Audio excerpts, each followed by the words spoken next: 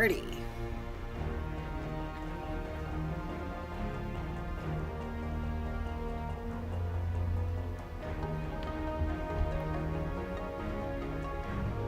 Where's the cat? I think. This is marked.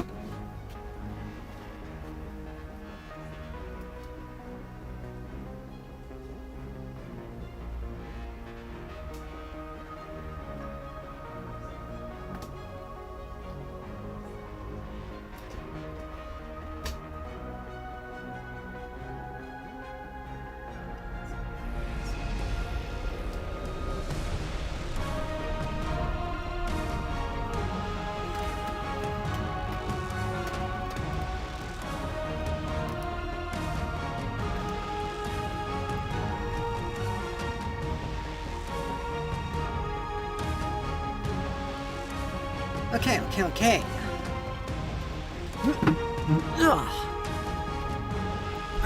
Alrighty.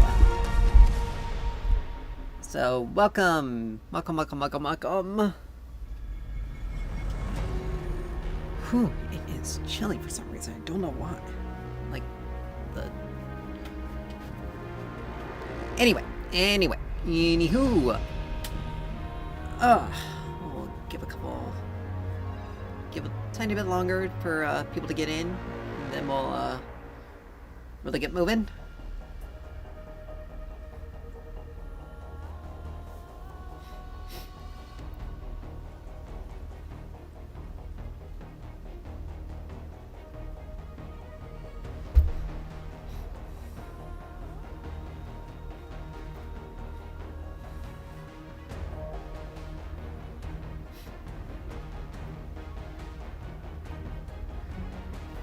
Okay. Alright. So welcome back everyone. Today we're playing some Predecessor. The new hero, Terra, was released on Tuesday, the 2nd. Haven't had a chance to really touch her yet, but they have her classified as a fighter, even though she was a tank in the original Paragon. So, you know, we'll really see how she runs. They did a lot with her kit. A couple of things. They really only kept a couple of things and just enhanced them a bit. But her passive is Herser. Whenever she damages an enemies with her basic attack and abilities, she gains stacks of her passive up to a maximum of 5. And at max stacks, her next ability becomes Empowered. And when she goes back to base, she instantly gets 5 stacks. And stacks don't fall off, apparently, so that's good. Otherwise, there'd be no point for her getting maximum back at base.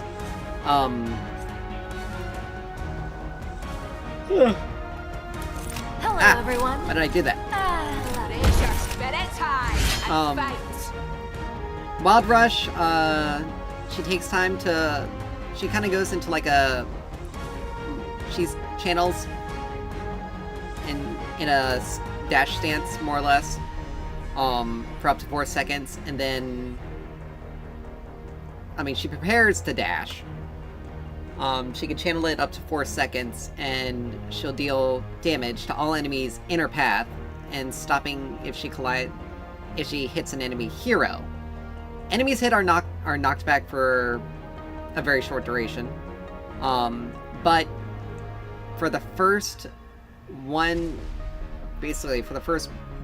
second, 1.25 to be exact, of the channel, the dash range and damage increases. Dealing a significantly higher amount of damage. So you want to channel it for as long as you possibly can. But if the timer runs out or you get interrupted, the cooldown is refunded by 50%, luckily. But when you have max stacks of your passive, its empowered version grants you a shield for 4 seconds. So you can use this to to get into to dash to get to enemies.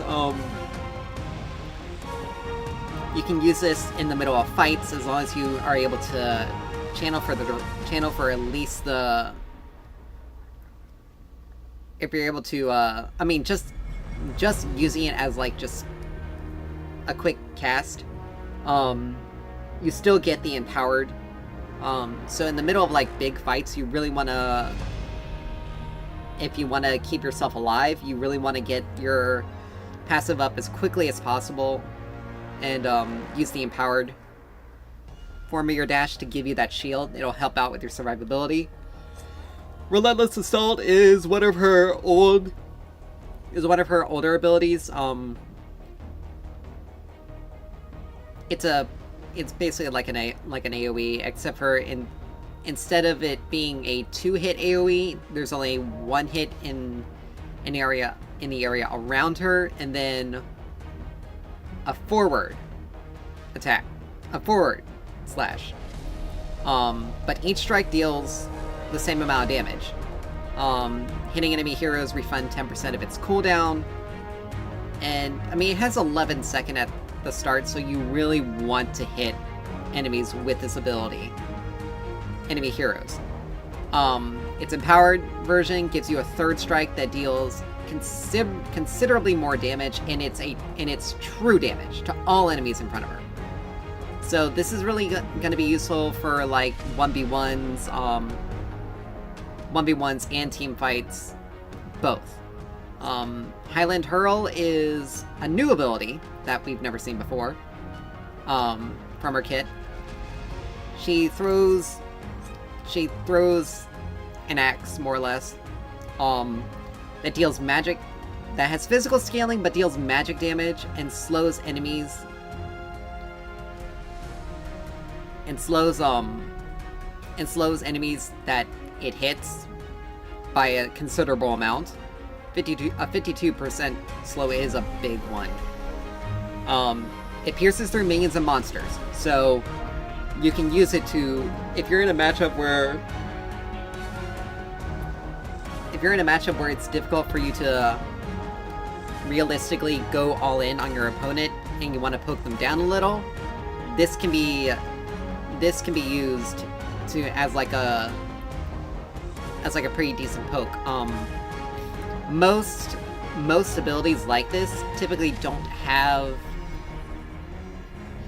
stop at the first enemy hit.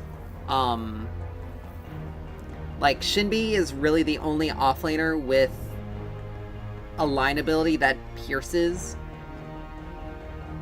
So that goes through minions and monsters. So this gives us like another option. But its empowered version roots enemies for the duration instead of slowing them. So that's pretty good. It helps you.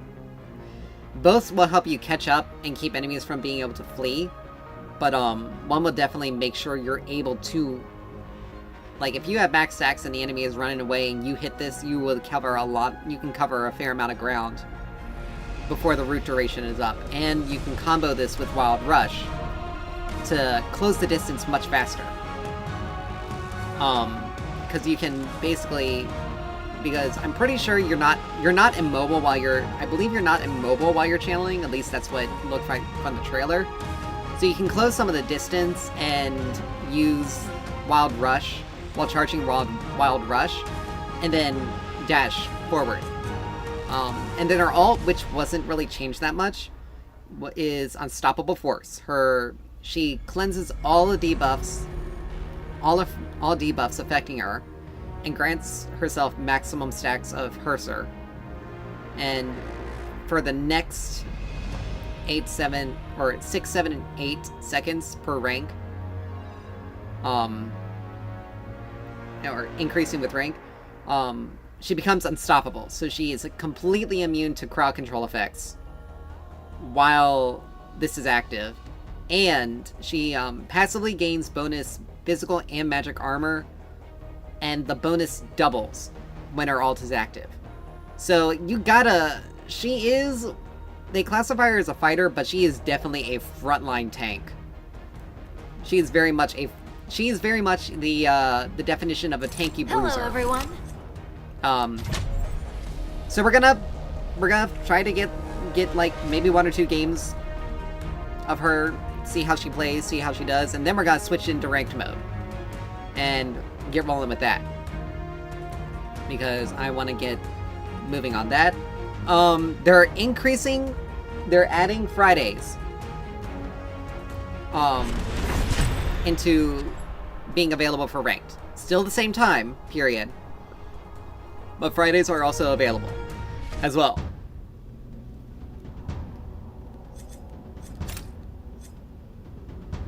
She can also be played in the jungle, and based on like everything, based on like how her kit works, it does make sense. We're gonna be competing with this guy. I mean, if we get support, we'll just play it. We'll just play it through, you know. It's no big deal. But hopefully we do get it, so we can test her out. She's gonna... Okay, we did get her.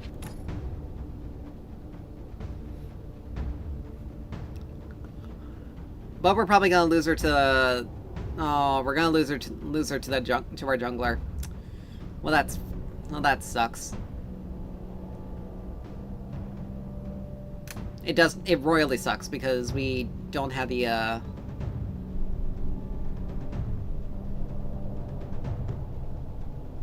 because I really want to get into... I really want to play her. Yeah.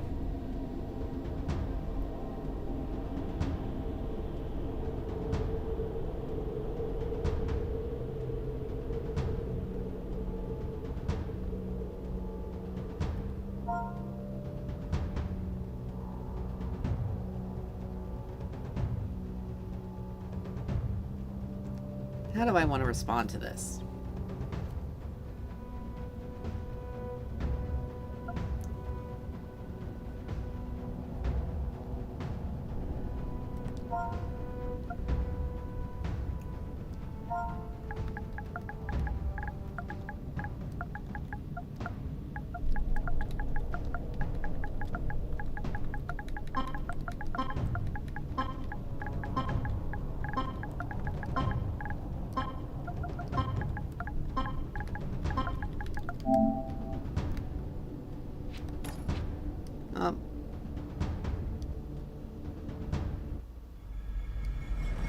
That's unfortunate. I should have put my,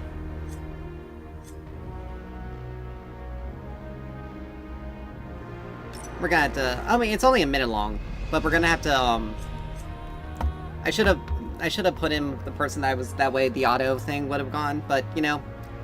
Those guys were gonna be toxic anyway. Like, it's fairly obvious.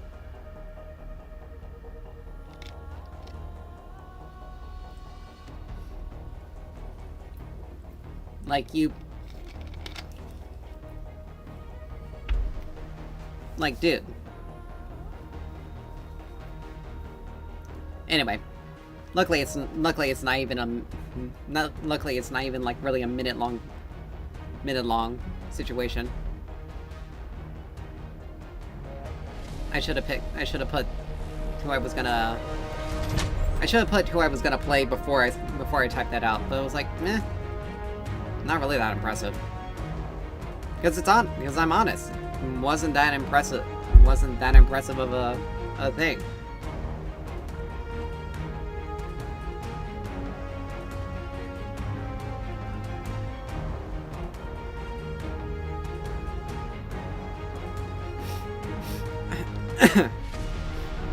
That's funny if we get them again and we get it and where you pick before any of them, before either of them, which is gonna be hilarious. And it's gonna be the level it's gonna be a level of karma that's just gonna be like, well, you know, hey, it is what it is. Like, you know, you're not always gonna get the role you want.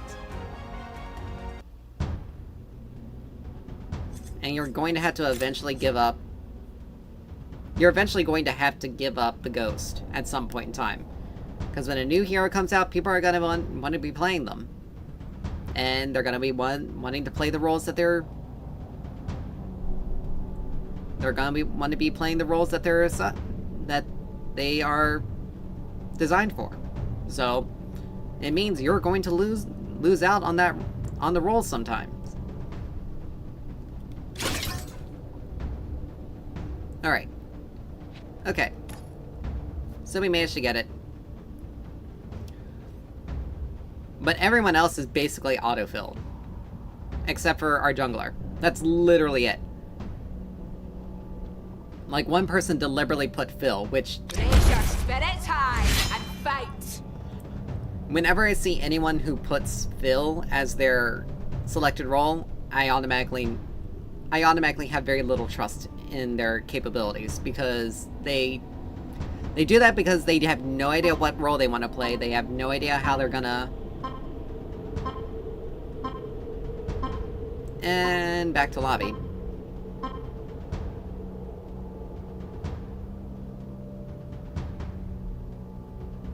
Like, if you're not going to be ready to play, don't play. Like, come on! How is that a difficult concept? Like, it's honestly not difficult of a thing to figure out. If you're ready to go, be ready. Because you don't know where you're gonna sit in the you don't know where you're gonna sit in the pick lineup. If you think, oh, I have time to go to the bathroom, or I have time to do something real quick, then, you know, never queue up if you are not ready to go, because you are going to take... It is going to be...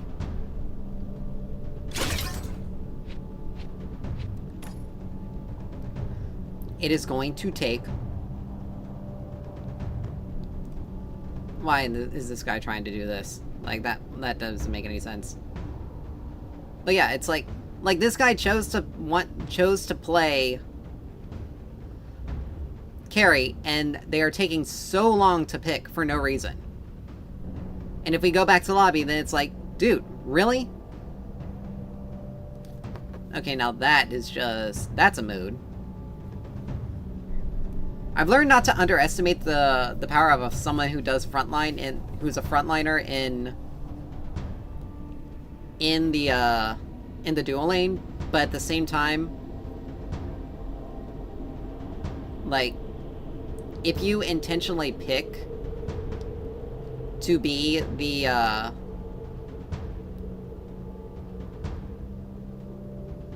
if you intentionally pick... How are you feeling? If you intentionally pick the role, and you get... then you should be prepared to play someone that's in that role. Like, when people do a lot of this off-meta stuff, it either goes very well or goes horribly wrong. It goes... the times it goes very well are the times where... The times it goes very well are the times when people don't know how to play against it.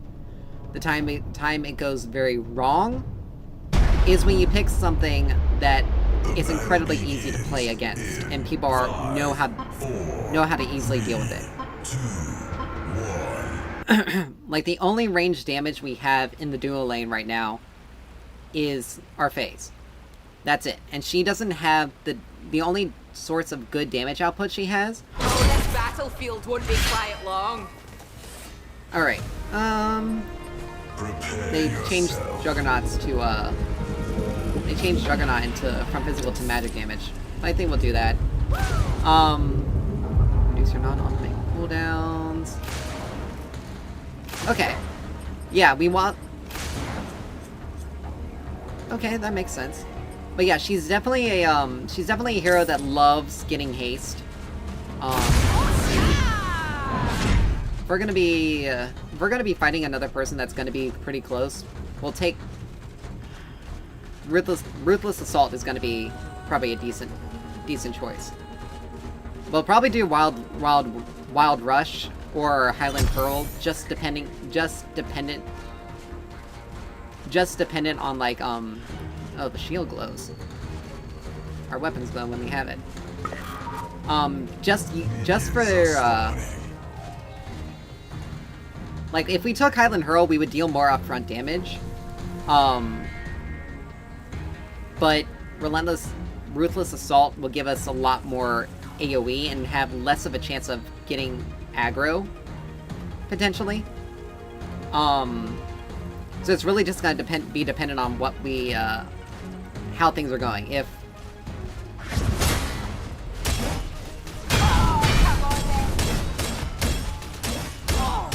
Okay, so it works off of minions.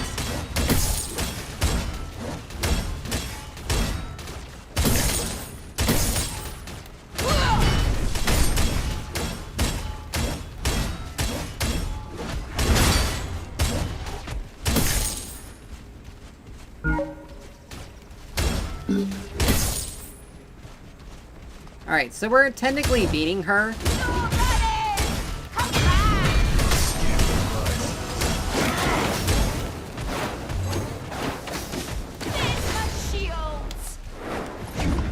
Oh man. She took her dash. That's why she was able to get away like that.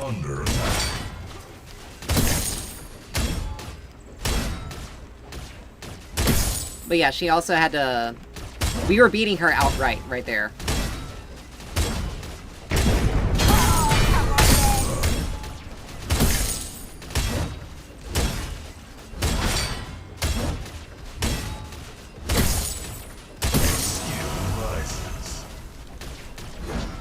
Oops, missed that.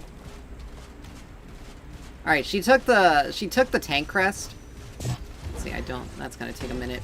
Oh, it just came off cooldown, so I want to put this right there. Because I want to make sure that he doesn't have the ability to come at me. Okay, so that does take minion aggro.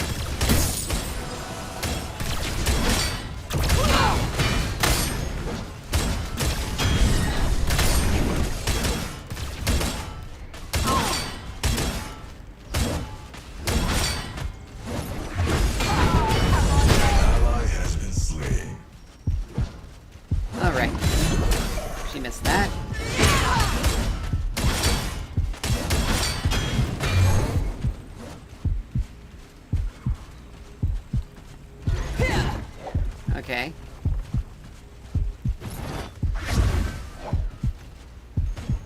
Let's go ahead and do that. But I was already below... I already had less health than she did anyway.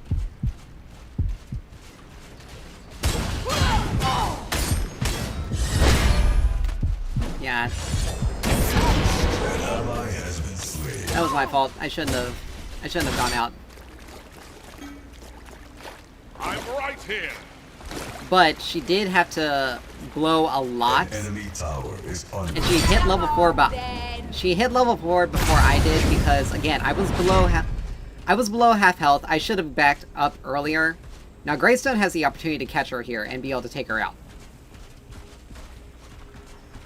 There we go. Enemy has been slain.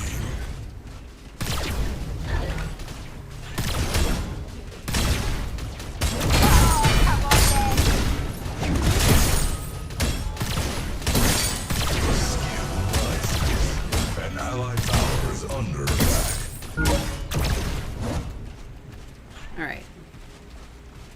I'm on my way, dude. Thank you. Return soon.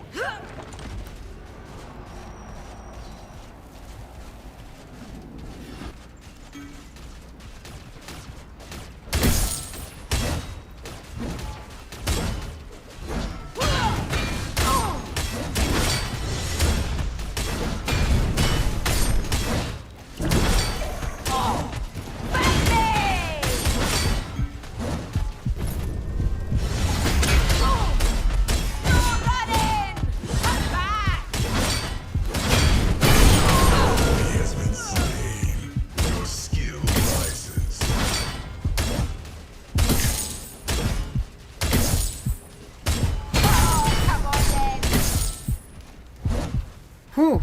Alright, thank God we had the... I'll not dally. Alright, good, our crest upgraded. Thank God we had a... Hey, bother.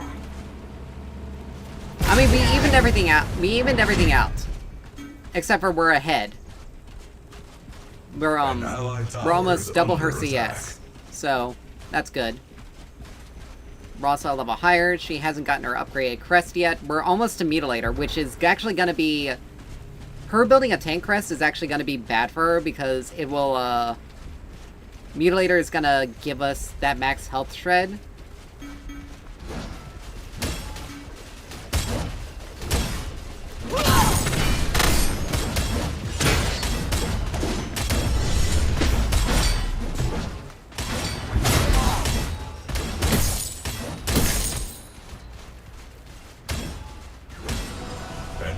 Alright, she hit level 6 off of that. I should be hitting level 6 soon as well.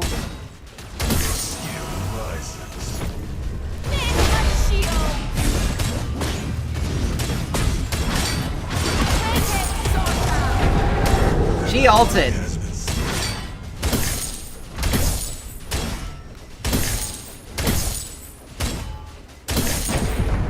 Enemy double kill. Wow.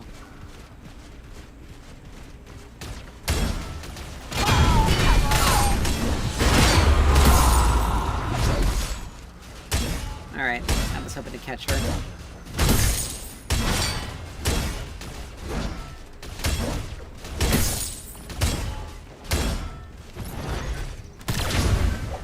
An enemy tower. I'm gonna let the minions handle that.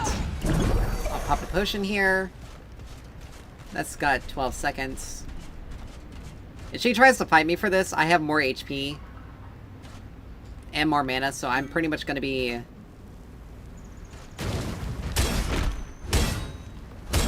Yeah, she realistically can't fight me.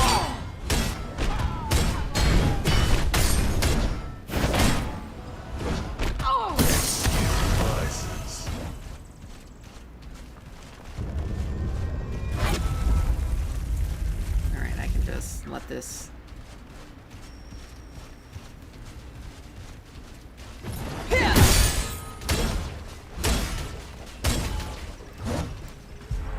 Actually, I want to make sure that this wave...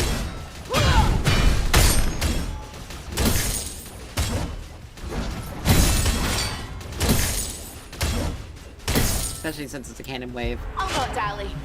Alright, we got Mutilator. She's building Mutilator as well. Come on, then. Let's see. I'm not... I mean, Miss Meadow will probably be decent. And so would Citadel. Citadel will probably be better here than anything else. Because, I mean, Giant's Ring actually probably be better. Probably be best here. Augmentation I'll probably put in there. But I can definitely probably come up with a good tank build. Is Overlord still an item? Because if it is, okay. Ha ha ha! Sasha's ready. Oh, she calls her shield Sasha. Or her armor.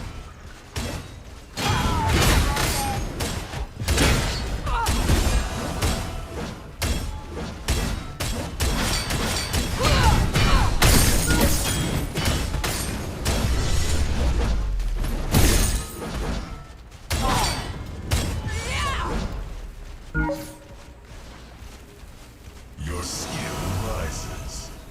Like, dude.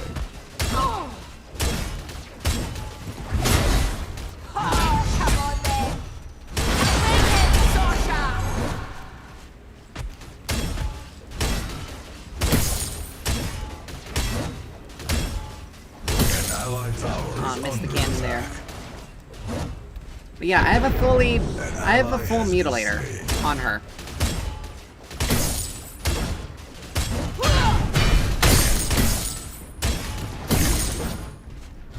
Boom, that goes in.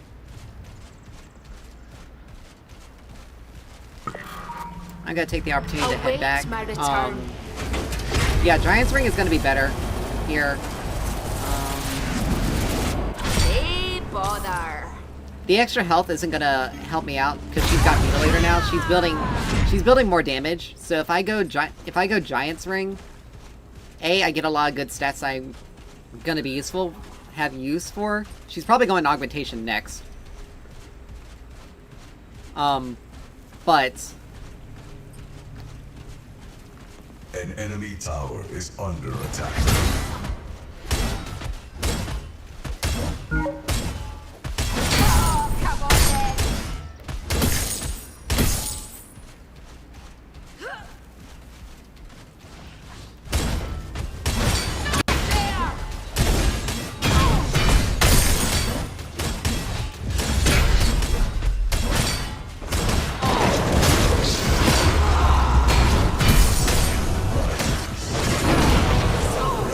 Stop me, right? ah, that's unfortunate. Killing spree. But he is a Fed Chimera, who is 3-0.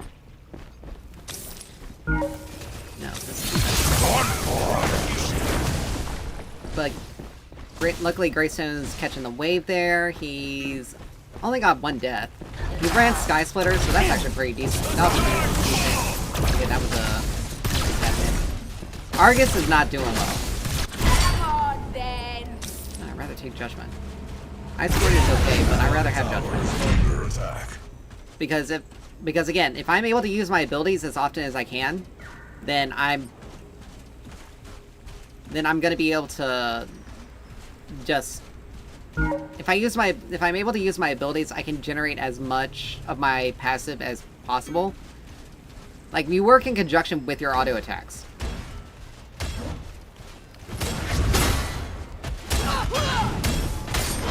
it, Sasha. Make my shields. Come on then. He has been slain.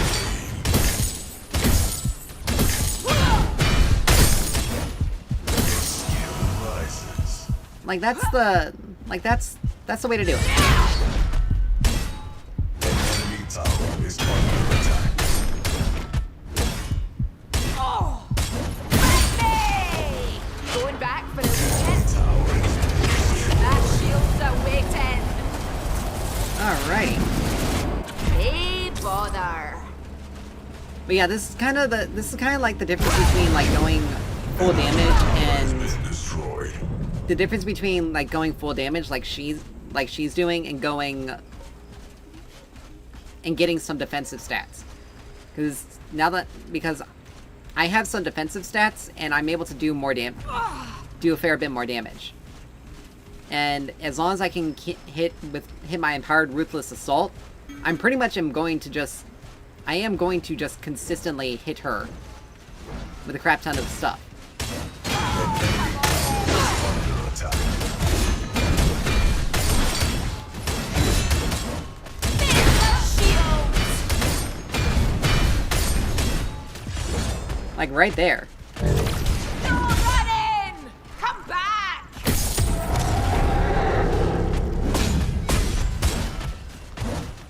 Like in just that one slight trade, I dealt so much damage to her.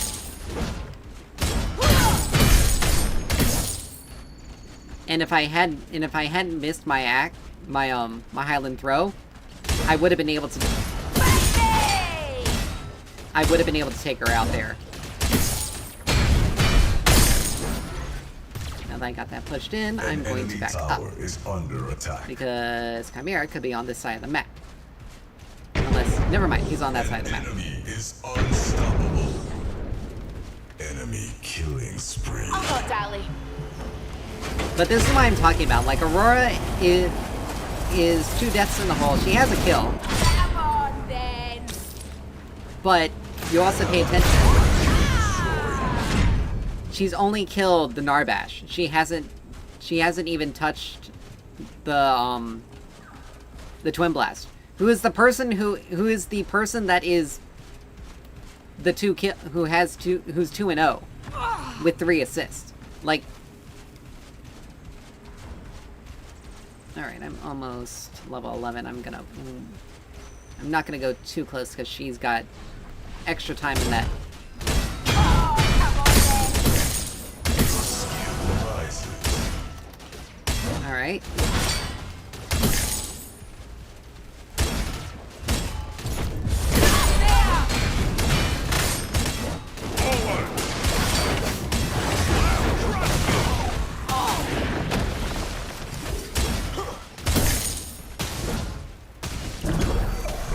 Yeah. Mid lane's, mid's here, so he can,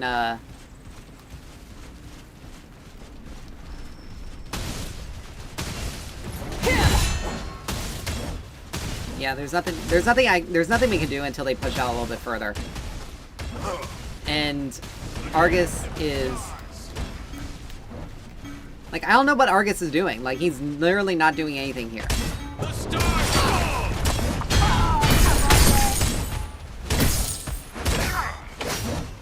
Okay, that wasn't necessary getting it. Or Greystone, but whatever. Like, unfortunately, we can't really do anything here. Like, I have no idea what this Argus is doing. Like, he went for blue buff. Okay, that's understandable.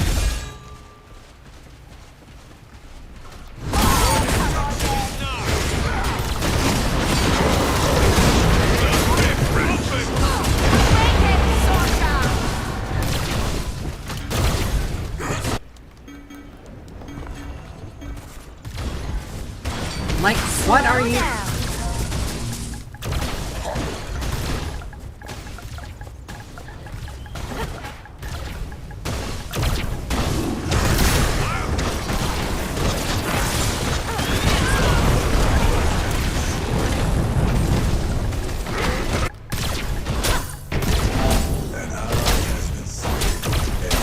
Alright, we got Giants.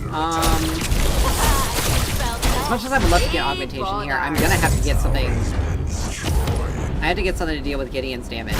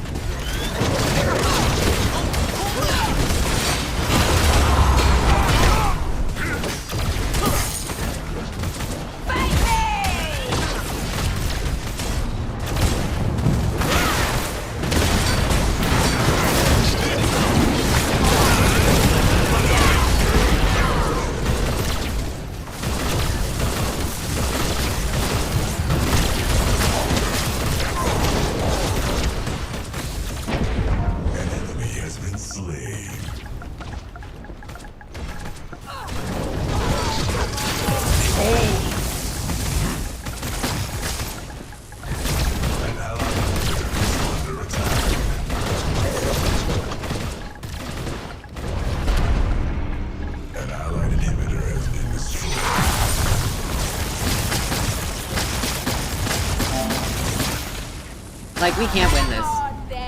Strictly because of this Argus and this Aurora. Like, we lost because of them. An enemy tower is under attack.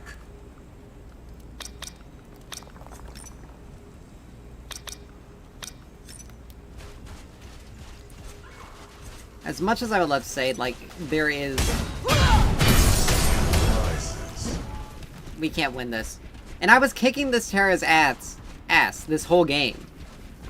And she managed to get four kills.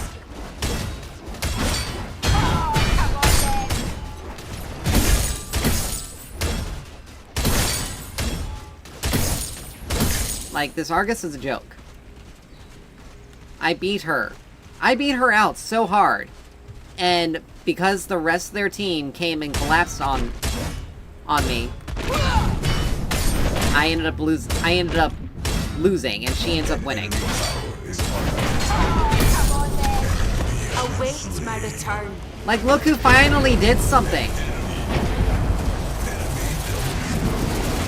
Hey, bother. Like, look who finally did something. Argus is gonna get himself killed because he's not gonna be able to do anything.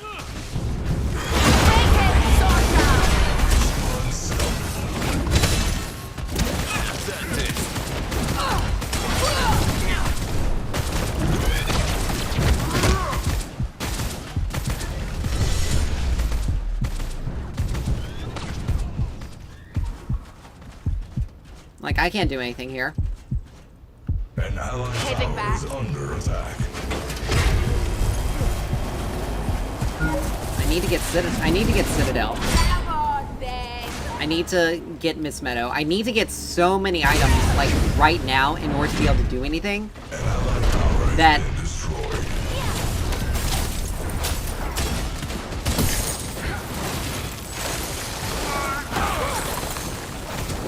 that was just...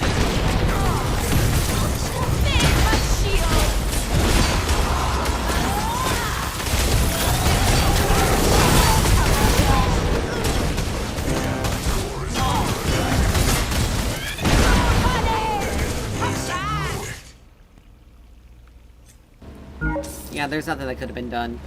And I'm gonna be honest, this phase also kind of just fed as well. Like, her 2 assists really didn't do anything. But it was this art.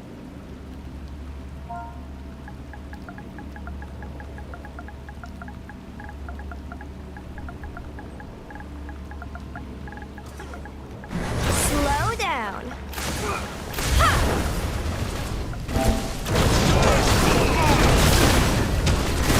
Like, Greystone and I are the only ones doing anything.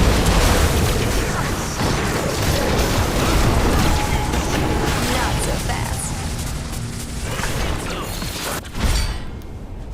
Like, we are legitimately the only ones doing anything.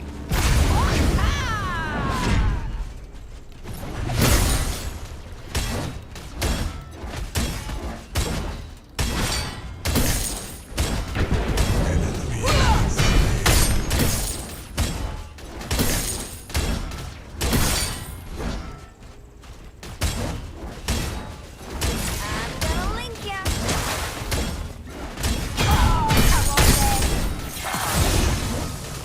Seriously? I already have this lane defended. I don't need you idiots. Like, seriously. Seriously. She managed to... She gets 5 kills. For strictly... For losing her lane. Like, she gets rewarded for losing. And I get screwed over because I won my lane. Like, what kind of sense does that make? Of course, Gideon also has a spell shield that I can't break.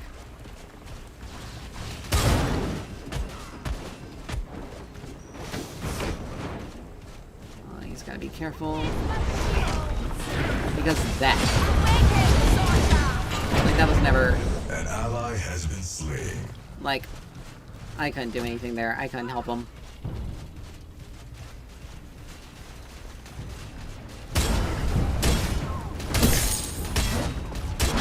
Your skill rises. An enemy tower is under attack.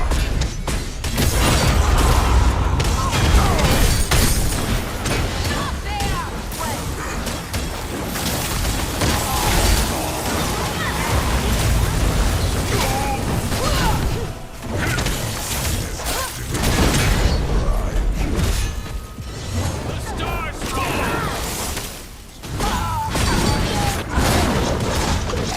Here you go.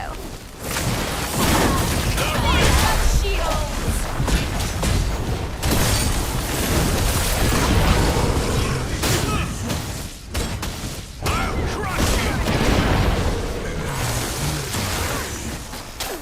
Like, you know, if you guys had actually... Oh my god. This... Like... Like, this is just so frustrating. Don't worry, I'll be An back. ally inhibitor is Because under I pretty much attack. have to 1v5 these people. Every single fight. Done it. This Aurora is just bad. Ally core Like, she's got 5 kills, but you died 4 times. And you took the launch pad when enemy minions were literally standing there right there at the core, and it takes less time to get to the core than it does taking the launch pad. Hey, bother.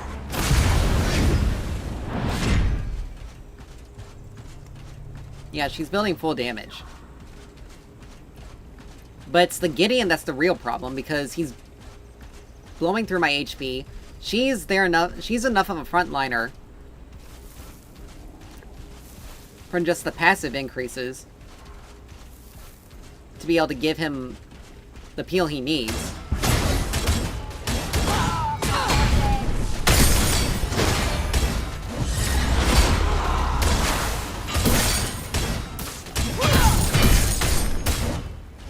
Like, she is legitimately a coward. Like, she's legitimately a coward. She runs every single time. Like, she blew her ult to try to get away from me. That doesn't show that you're, that doesn't necessarily show that you're, really good at fighting. If we're gonna do Fangtooth, we need to do it. Await my return.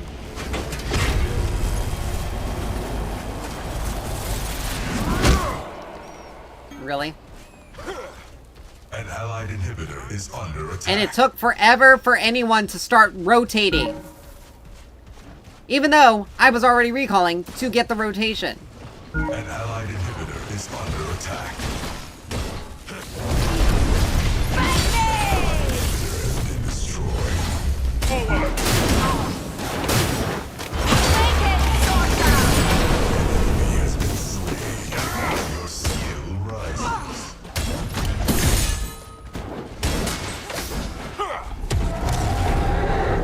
Going back for a wee kip.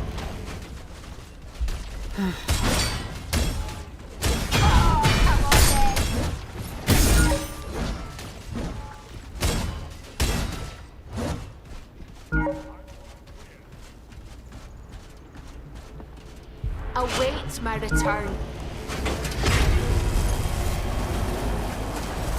An allied inhibitor is under attack.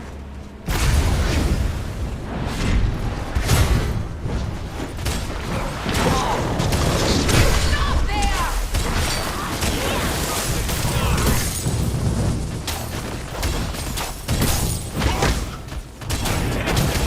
An allied inhibitor is under attack.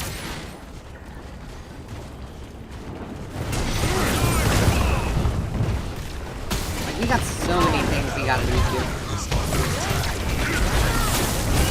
Take my shield!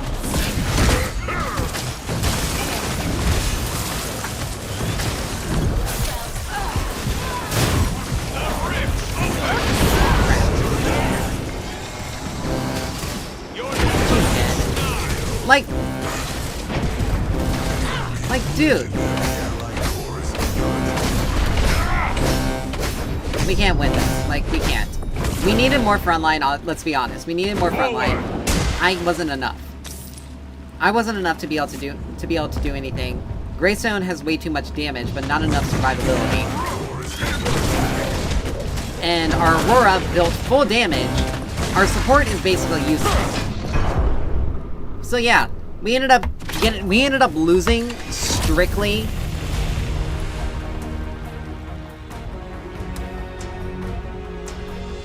We ended up losing strictly.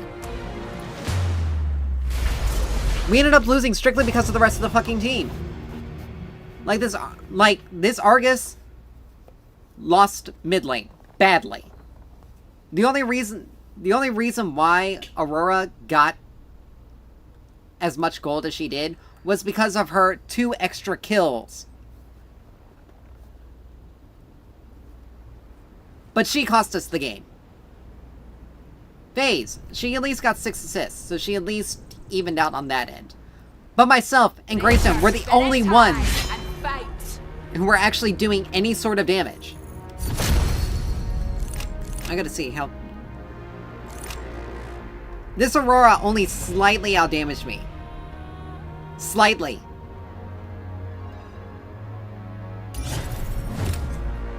Like, no, she was absolutely bad. I'm not gonna worry about doing it. We're just gonna start playing ranked. Because that's just a level of frustration. I won that lane so well, and because the rest of my team, except for that Greystone, was so stupid and useless, that we lost the game. Like, I played so well, but yet I lost. Was on the team that lost. Like, that's just a level of just, wow. And should I have gone Augmentation second instead of Giant's Ring? Maybe. I probably should have gone Augmentation instead of Mist Meadow. giving myself a little bit more damage. But there is... But, I mean, Terra is strong, but she's very much more reliant on her... If it's anything like a team fight, she's significantly more reliant on her team to help keep her alive than just the 1v1. Like, I was able to get out of a 2v1, but when that Gideon showed up, more or less, if anyone on the enemy team that's ranged is fed, that's her biggest weakness. The only way she can she can contend with enemies that are fed, that are ranged, is if she's in the jungle and she's ganking them. Because she'll be able to come at them from an angle that it's much harder for them to get away from. But if she's in the lane, it's over.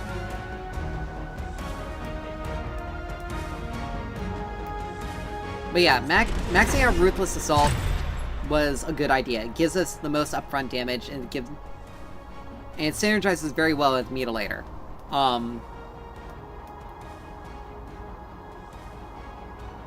Because you can proc its effect 3 times. Abilities... Mutilator, you deal 1% of the target's max health damage on your auto attacks, and abilities cause this effect to trigger 3 times. So, and it's an on-hit effect. So, you're effectively taking... I'm pretty sure you'll take 9% of the target's max HP as damage just from Mutilator. With an empowered Relentless Assault, or Ruthless Assault. Now, did I misplay some stuff? Yes, I did.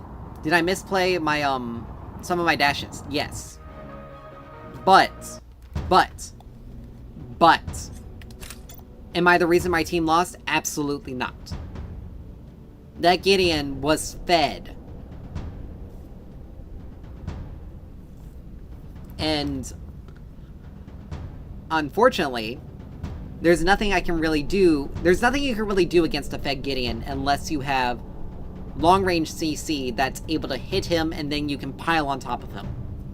You have to... He's one of those heroes where he's strong enough that you have to burst him out.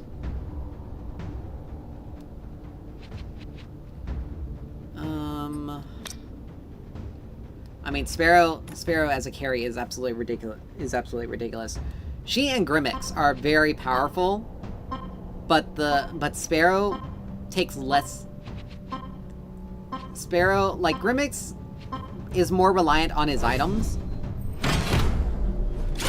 Grimmix is very reliant on his items. But Sparrow's passive, even though they just nerfed I can it, do this alone. it's still Why incredibly not? powerful because she deals extra max health damage on hit to targets, and it stacks. And it doesn't, and if I'm correct on this, it doesn't have a cap. So, as long as she's able to keep hitting someone, she will melt your HP no matter what. Grimmix requires items to be able to do his stuff. Like, he is very item dependent.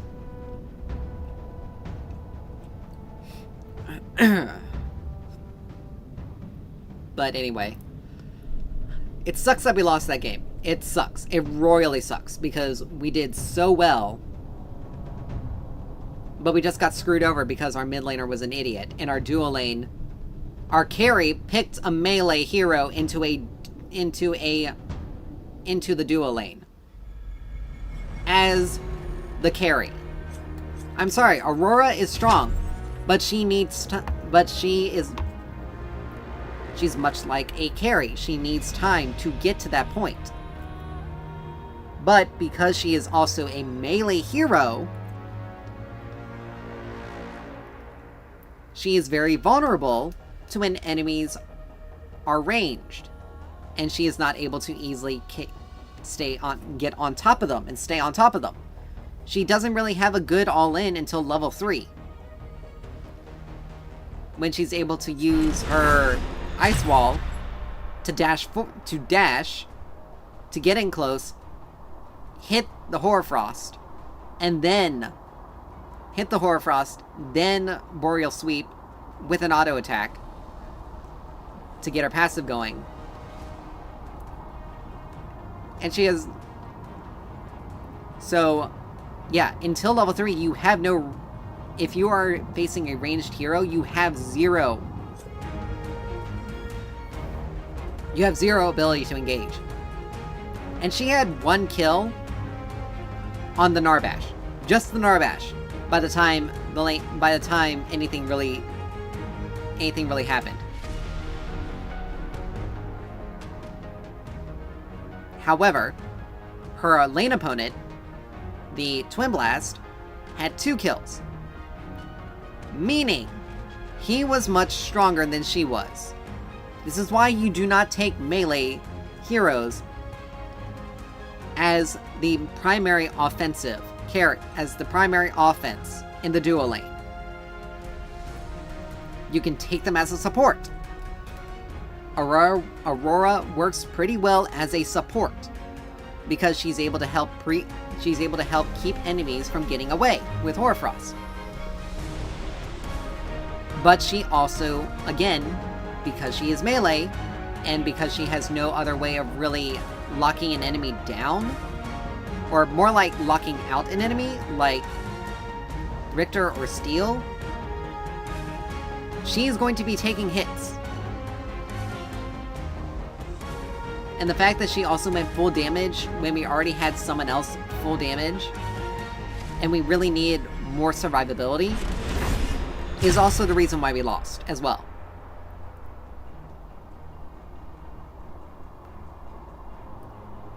Like, we needed another source of frontline, unfortunately.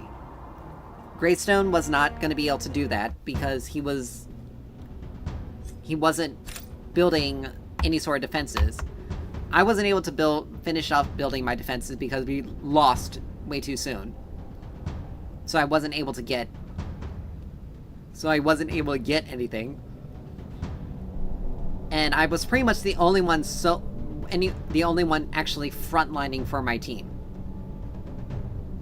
Because Greystone did not have the survivability he needed unless he had his ult. And Aurora could only... She was playing to burst people out, and that doesn't work for her. She is not a burst. She's not a hero designed to be bursty. I can basically deal with any mid laner. It's just, if I have to ban someone, I'm banning out Gideon. And the funny thing is, it was the person who was playing support that was banning out. Sure. The person who was do playing this alone. support was the one Why who not? picked Terra to ban.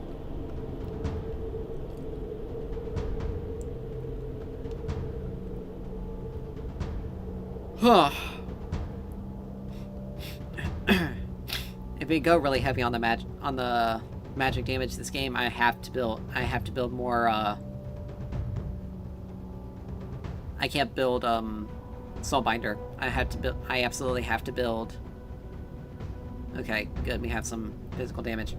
I can build Soulbinder then. But they have some pretty decent front line. They have Aurora, they have Steel. Bellica is going to be annoying to deal with, but not impossible. She's going to be the mid laner.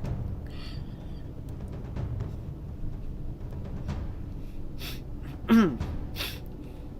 I'm going to need to build Megacosm. I'll take Wraith Leggings. Okay, they're very heavy on... They're primarily magic damage. Magic damage. Unless, of course, this is a Twin Blast off lane. No, it's a Grimmix mid. Okay.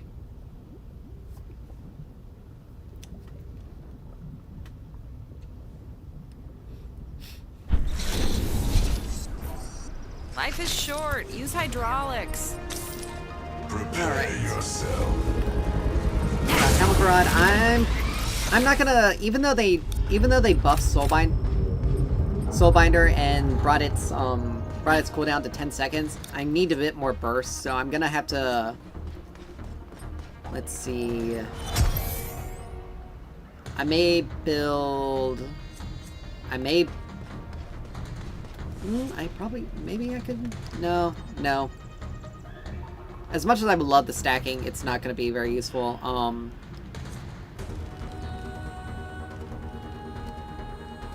I think I'll add maybe combustion into this. Combustion or prophecy. Or not prophecy, time warp or the world breaker's not gonna do anything. I could add orb of growth into this and get the extra stats from that, but I'm not going to. I may just... Let's see.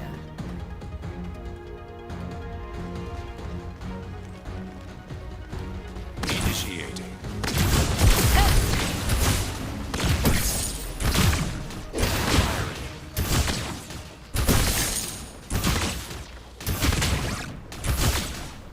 Caution. Happy hunting. Initiating. Alright.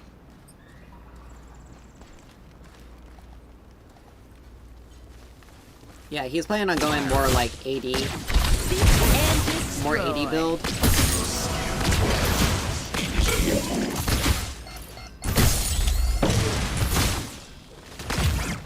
Caution.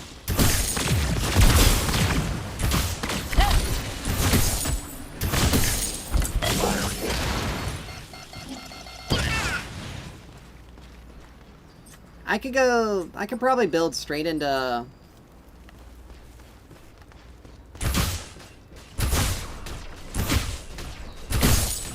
Happy hunting.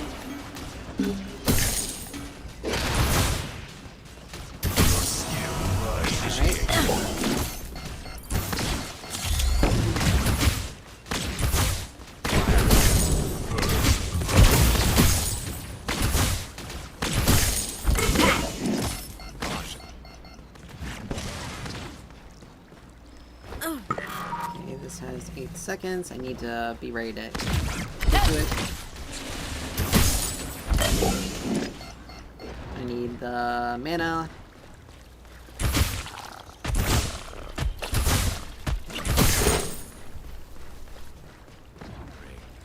Seek and destroy.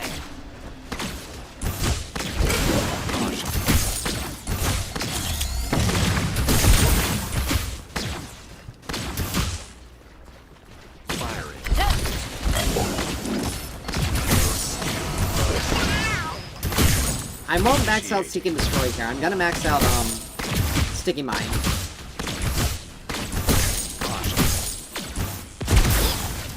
Ride this on. Because if I can All Alright, right, I'm gonna head time back. to head back. get Alchemical Rod. He's sticking. He's still sticking around. I don't want to give Happy him too much hunting. range.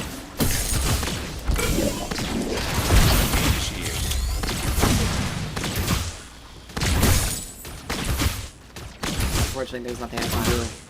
I can't contend with an auto attacker like him unless Chimera is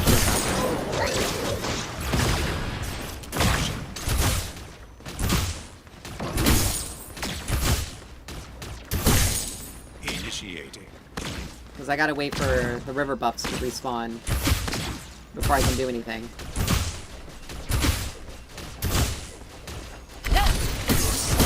Rises.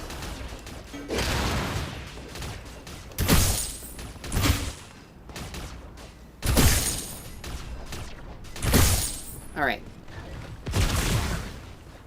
Yeah. I have to next absolutely take it garage. back here. I mean, I could go Astral Catalyst, actually. I don't know. Let's get working on Megacosm, because that'll help our pushing power. Even just baseline.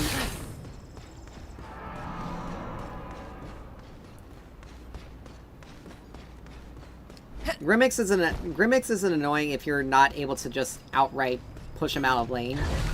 Seek and destroy. An allied tower is under attack. Like right here. He's gonna get both of them. Happy hunting.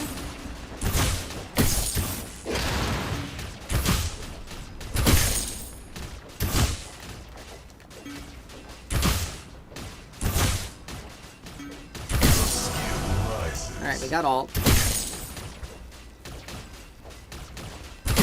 Alright, he had to have recalled. Initiating.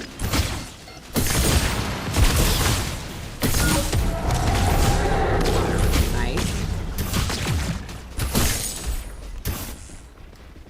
He wants to try. We can just simply... An enemy tower is under attack. Don't be shy.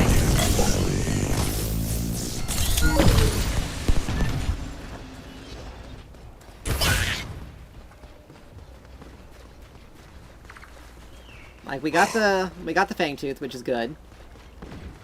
Firing. Happy hunting.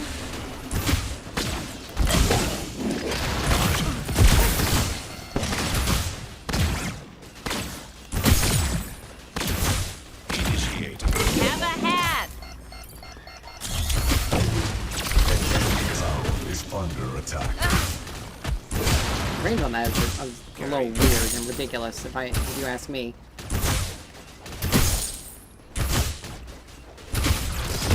Try this on.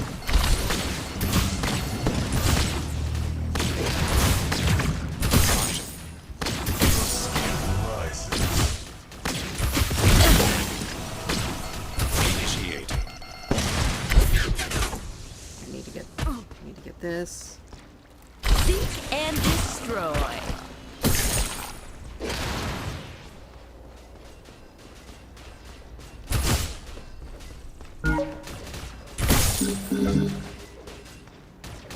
Happy hunting.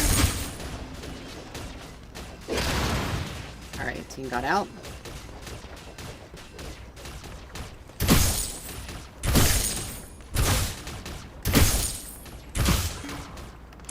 And he didn't get anything. Back before Alright, you know it. I'm gonna take this opportunity to recall. Sooner I can get Mega Cosm, the better. It'll give me a... Right this way.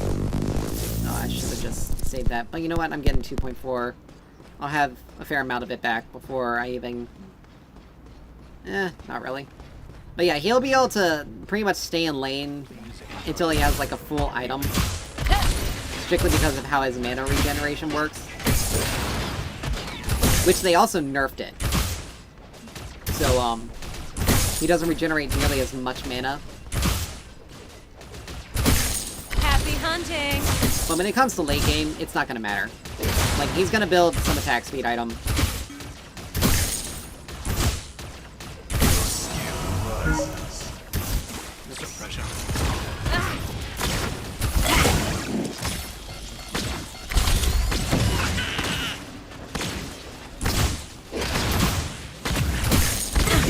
Caution. Yeah. Seek and destroy.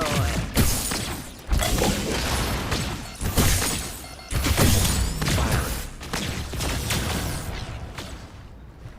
Like, right there. Right there. An enemy tower is under attack.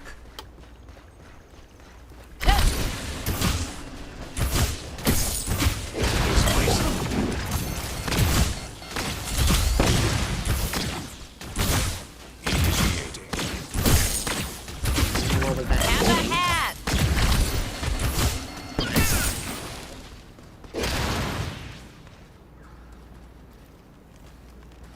Engage. Enemy tower Happy hunting.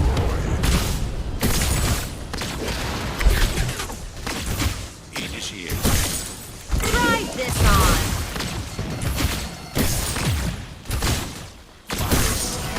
rises. Seek and destroy. Caution. That spell shield is annoying, but there's nothing we can really do about it. An allied tower is under attack. Initiating.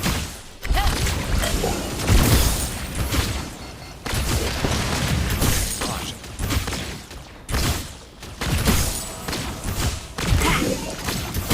Firing. Back off! Let 'em cook. Have a hat. He has been slain. Like, dude, you guys literally just blew your entire repertoire, And destroy. everything, to try to take me out. I can take this opportunity to do this. An allied tower is Come here, under come attack. here, I don't have a...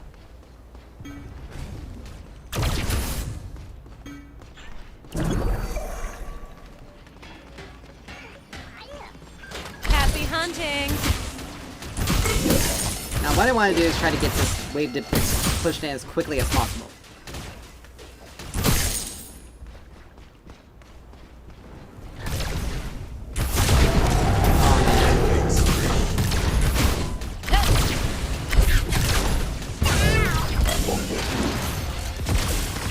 An enemy tower is under attack.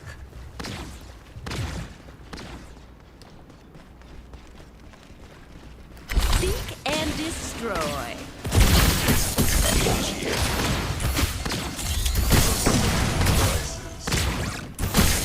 Firing.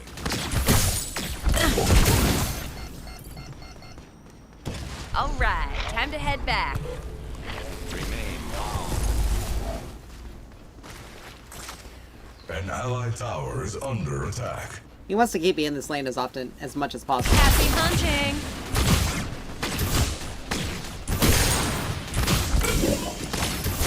Initiating. Tesla go. Good to go.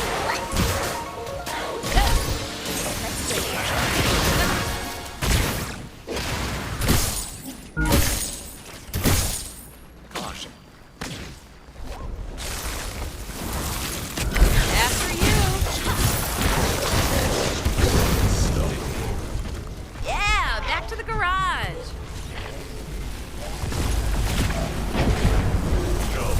Unfortunately, I have to take it back here. Let's see. Doo-doo-doo. You know what? I'll grab that.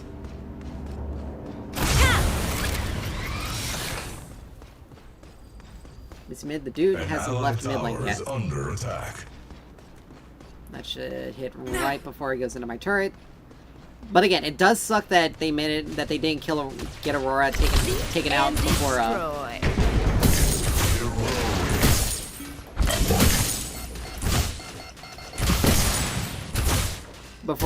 she got the Fang, before she was able to steal the Fang Tooth. That is unfortunate. But you know, it is what it is. Enemy tower is under attack.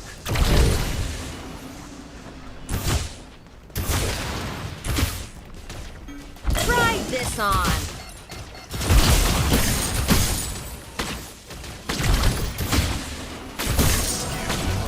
Initiating.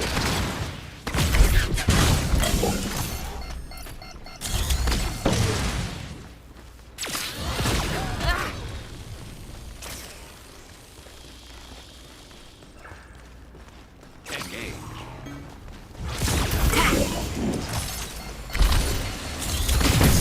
Firing.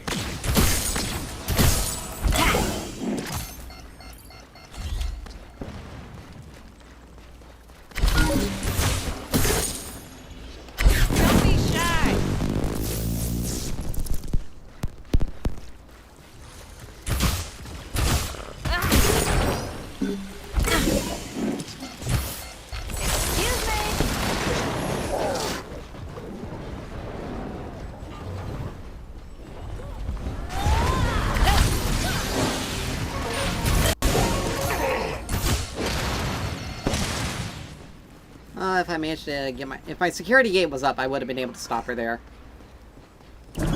Yeah, it's unfortunate.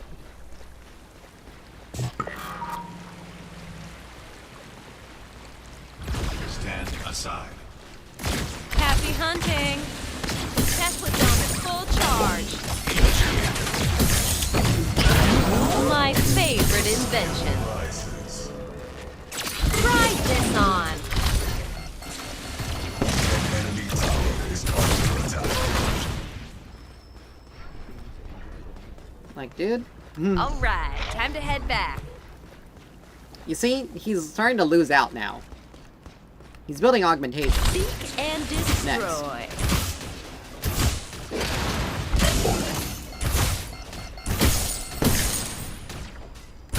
Back before you know it. Alright. Finish off... I almost have Azure Core. Let's see. I mean, Epoch's probably gonna be good. I'll get Azure Core finished off because I get the full value out of the item now. Enemy tower is And then I'll under get attack. Wraith Leggings. I'll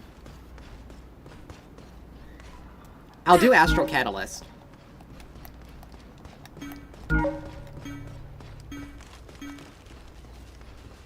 Fortunately, my ult's not up, so I can't necessarily...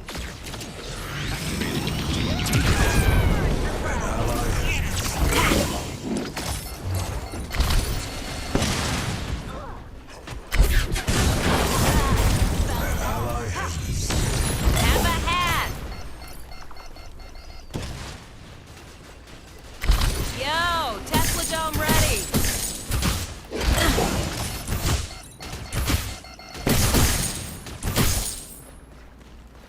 I mean, they're gonna lose that turret, so...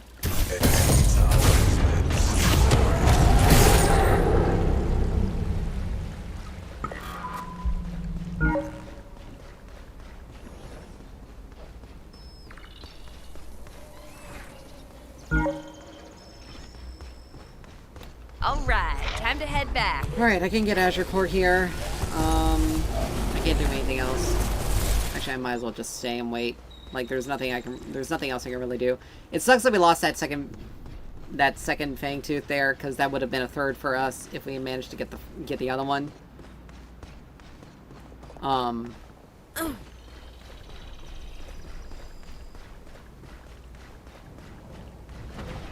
Ooh, that was a good one. Your skill rises.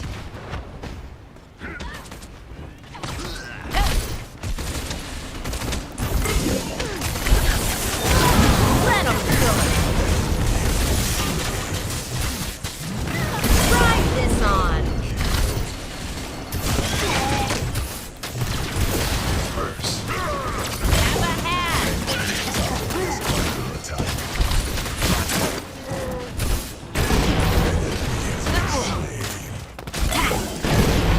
Double kill. Womp.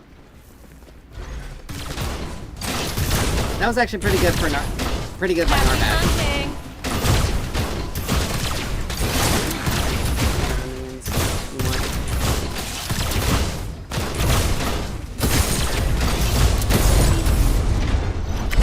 After you.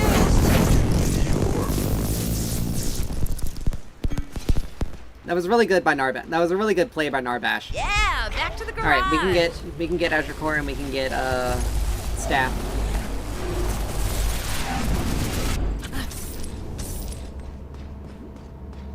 Let's see.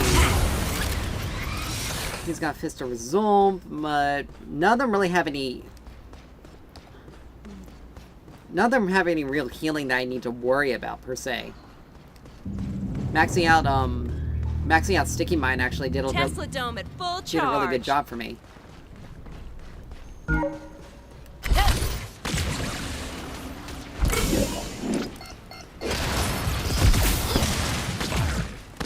Seek and destroy. An ally has been slain. Ming.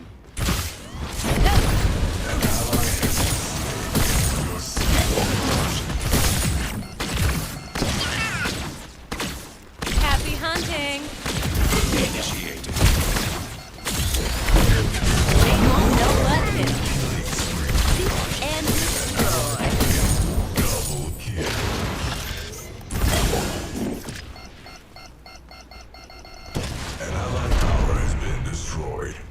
Like, right there. A single all-in and I almost take him out. He's got to be very careful when dealing with me. Because if he doesn't, because if he's not, then he's... Happy hunting. Like, he's not respecting me. He's not respecting my damage.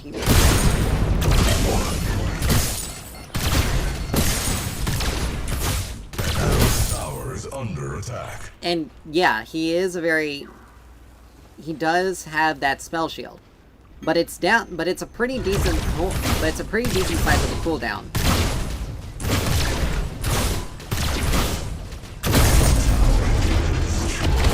And destroy.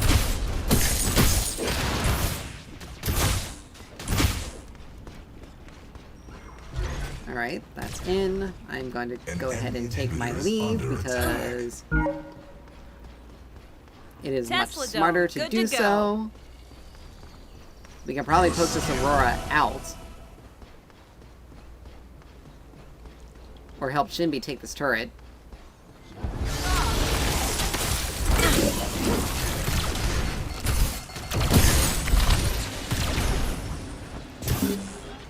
Have a hat. Don't worry, I'll be back. Try this on.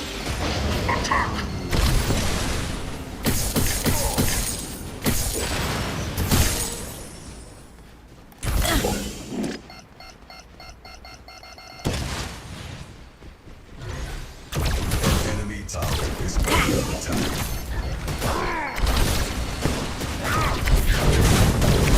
My favorite invention.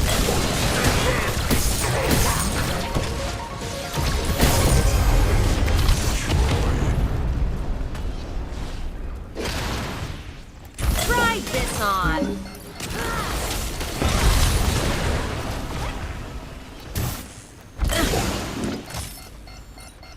Shield.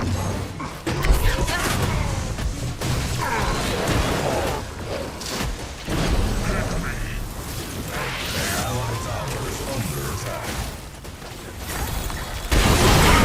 Ally has been slain. An ally Jesus, has 4 been people. slain. Wow. I can't save this turret. I don't have any mana. Back before you know it.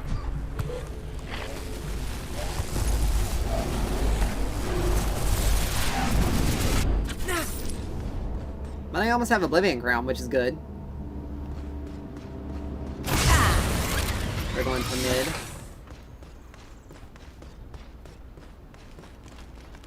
They're going for Fangtooth. An allied tower is under attack.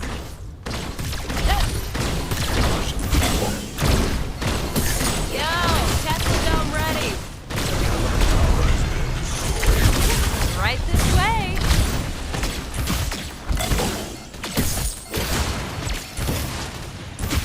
Disengage. Happy hunting.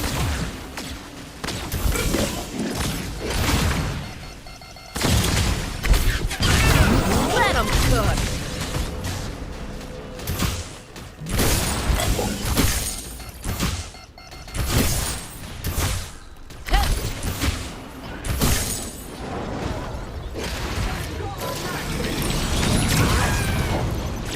Try this on.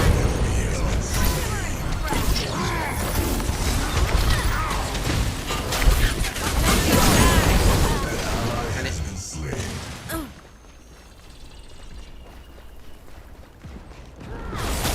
Have a hat.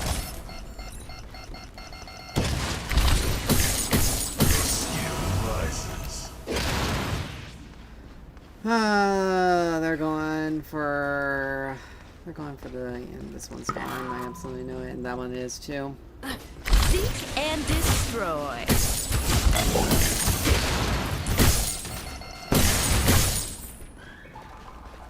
Are they? That's gone. Yeah, it was just taken. All right, time to head Alright, I back. got Oblivion Crown though.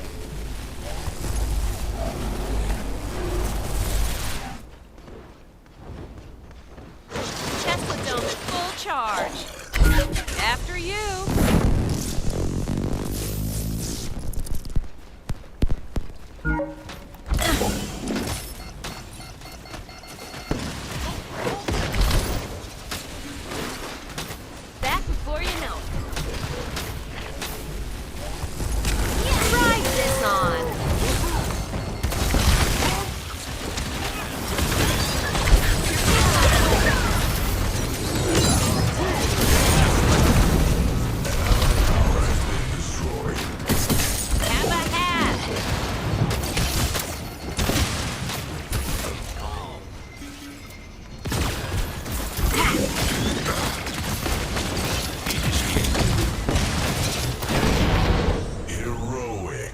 Alright, there's that. I'm gonna help Chimera with this, at least as much as I can. An enemy inhibitor is under attack. I wanna Happy make sure I have hunting. that. 'Cause that'll be able to ultimate.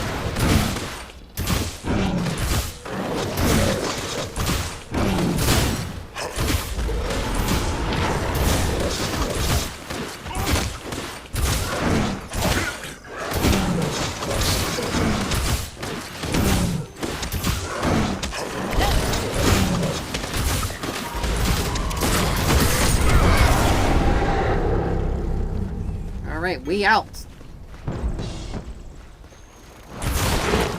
Oh, dude, really? That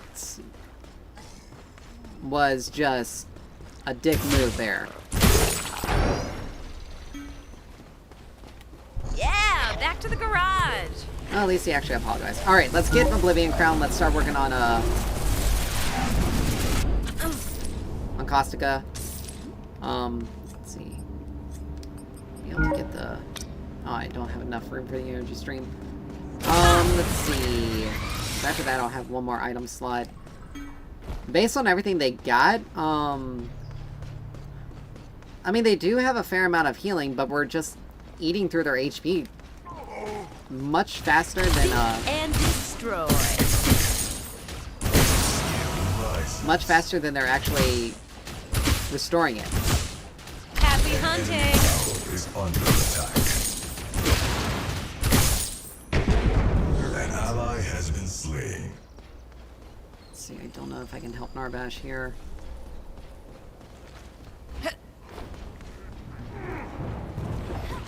That's... Yeah, I'm not going to be able to... I can't get into this even from behind. I gotta be careful. I can't show up like that!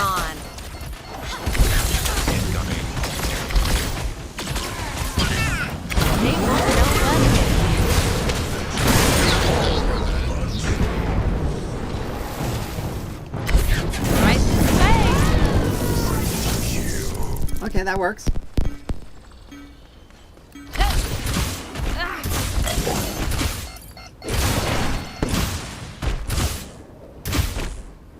Grab this first because blue buff is always helpful on mages.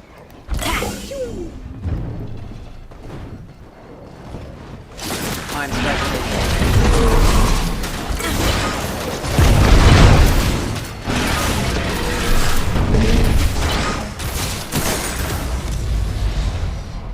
There she blows. The allied team is active. Alright, they surrendered. But I mean, that Grimmix was giving me a run for my money. I will say, he was giving me a run for my money. But I just... Mages scale so hard that with their abilities that if you don't outright beat them in the lane, you're not going to be very useful. It's one of the reasons why Grimmix isn't really, like, he can be played mid, but it's much more difficult to play him mid. Particularly against someone who is, like, particularly against an enemy that is very much a wave clear... That's more of a wave clear matchup. Grimmix doesn't have the... Life is short. Use hydraulics. Oh, we had to win a promo. That's right. But yeah, we did more damage than him. Almost double. Pretty close to being double. Murdoch did a really good job. 15-1. That's awesome. Yeah. So there's that.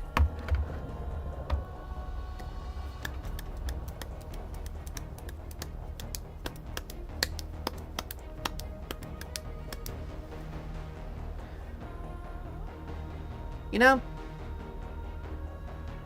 I think after... I think I may do something a little bit different today.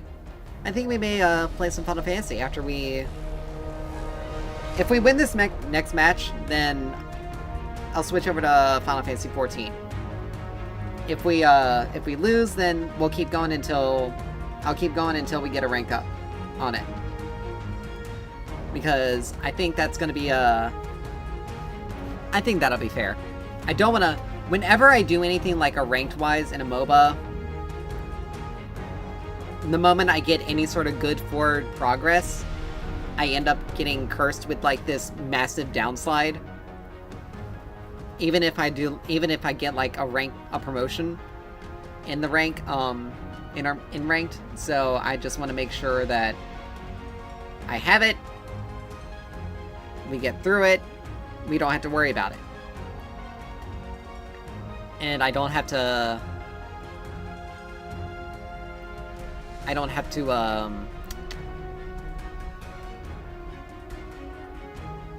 panic and worry about like getting on a massive loss streak because I get so far into it and I get the curse. Like I said, almost every single time around 8 o'clock, we end up just getting the worst teammates.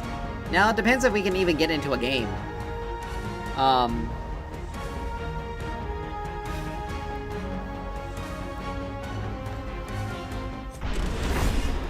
There we go.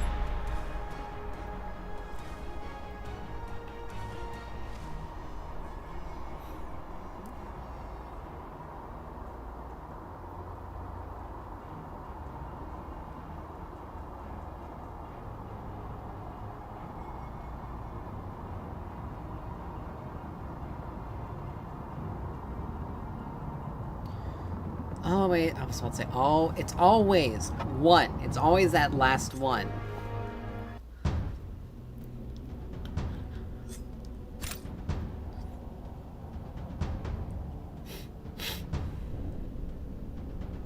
Oh, Lord, this is gonna be a situation where we're gonna have a run. One of these two offlaners is not gonna be not gonna be someone who's able to play play any of the other roles. So I need to play someone that I'm able to make sure I can win with, or at least have a decent chance of winning.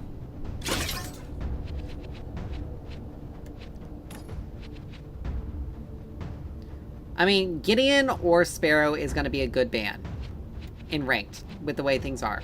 Like either way, it is a good.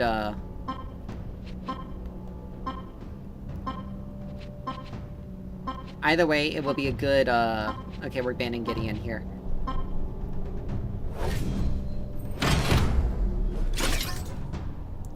Either... Again, Scorch.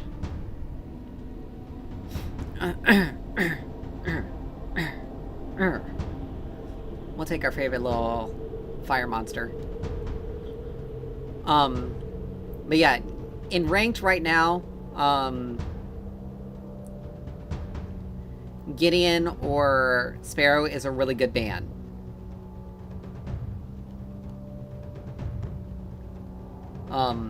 Just because they both provide so much strength that it honestly is very, it becomes very problematic.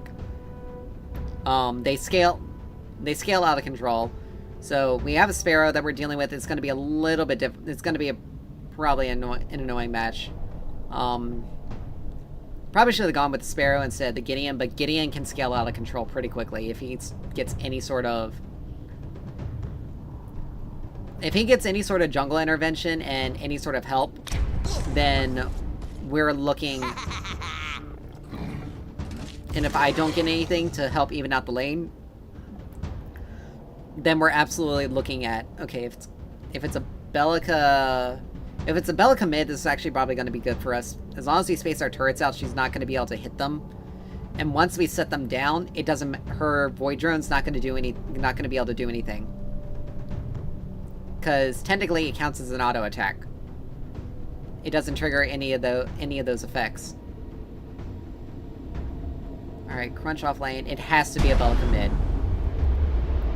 The battle begins in 5. Crunch or Shimby off lane. Steel support, Sparrow carry, Bellica mid. Yep.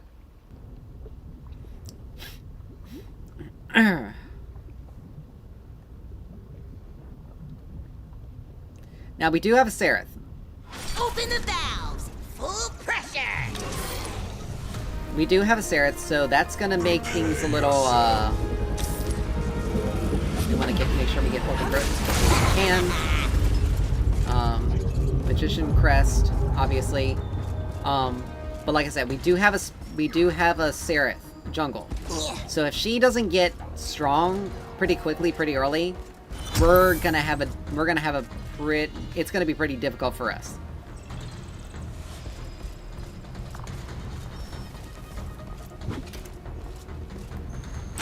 That there.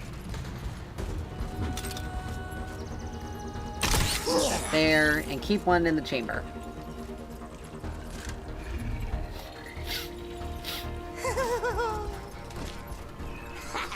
I'm gonna make sure I keep a turret, keep at least one turret available. That way, when if one of them gets destroyed, I can just quickly redeploy it. I don't know where she is. They could be doing an invade. And we got and our Sereth is AFK. We're gonna give her a little bit, but if she doesn't show back up, oh lord, we're about to... I mean, it went to steal, which is good, but... Okay. She's here.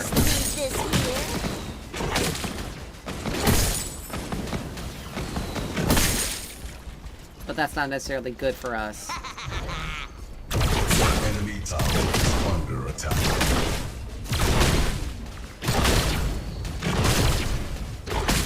If the Bellica is the Bellica is gone.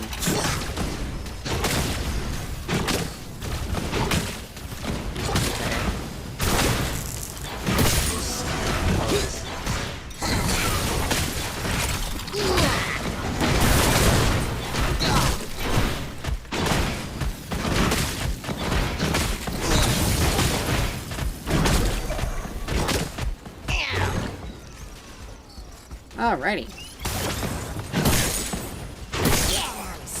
This is why, as an Iggy and Scorch, you play around your turrets.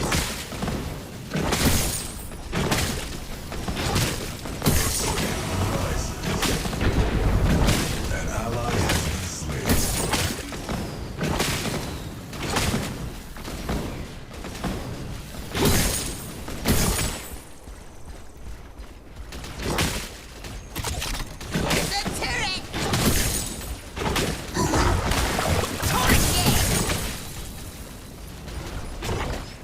This guy really shouldn't try to fight me. An enemy tower is under attack.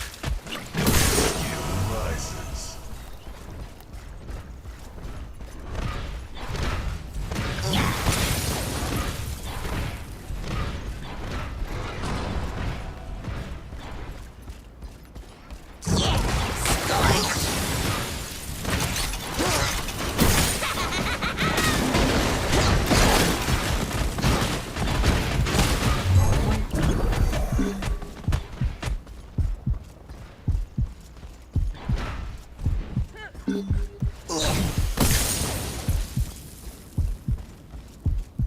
But yeah, look at that.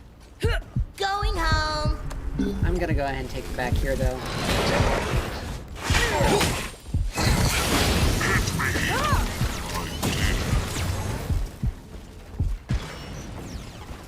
I mean, I got enough in the tank that I can actually...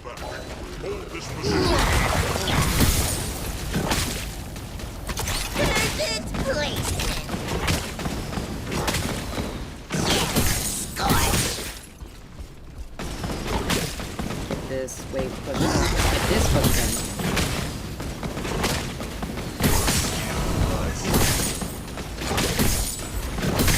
in. Alright. Now I'll take my back. Because I don't want to stay, he's going to be coming back with full HP. And I don't want to...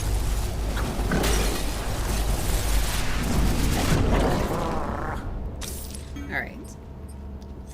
If he wants to play it like that, we can start... We can delay our Orb of Growth for a tiny bit and grab Spiked Birch. That way, That way his Omnivamp isn't gonna do anything. An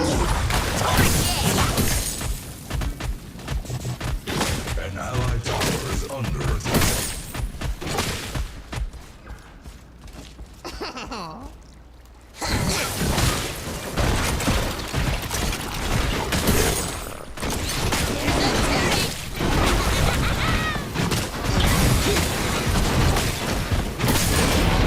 He has been slain.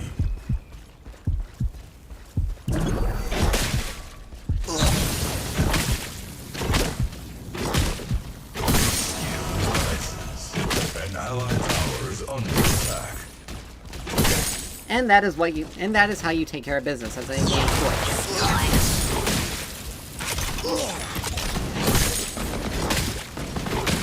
You fighting your turrets. We'll be right back. Alright, I'm just gonna take the back here though, because I am not stupid enough to stick around. I'm 2 levels on him, but Crunch is also very Crunch's damage is really in a lot of his abilities. Him having the Omnivamp is also gonna make it much harder to kill him and take him out. But consequently, An ally has been slain. I'm also gonna be...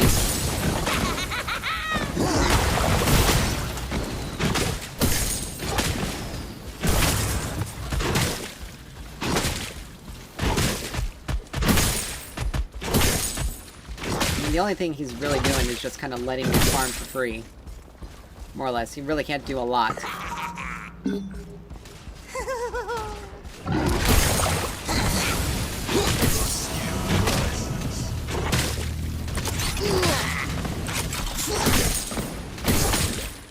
And so long as I have my turrets, I can pretty much just... I can 1v1 him no matter what. Enemy tower is under attack. And I got 2 turrets in the bag here.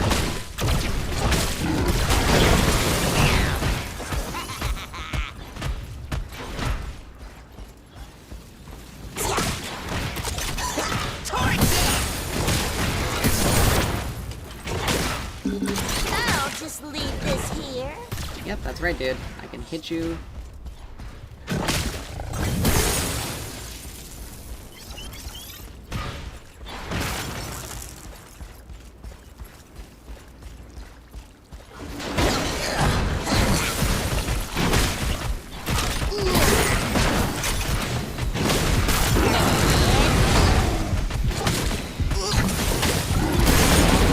He has been slain. Rises.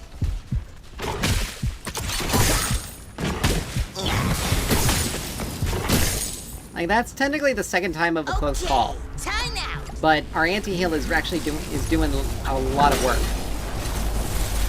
Actually, he's down long. I can go ahead and push this wave here. I want to make sure I get it.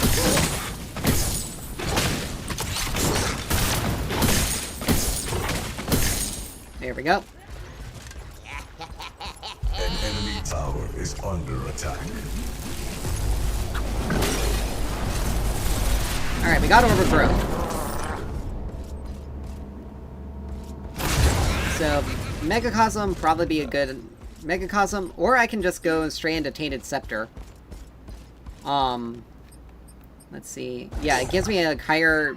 It gives me the higher, it gives me a 10% increase in the heal reduction. Allied tower is under attack.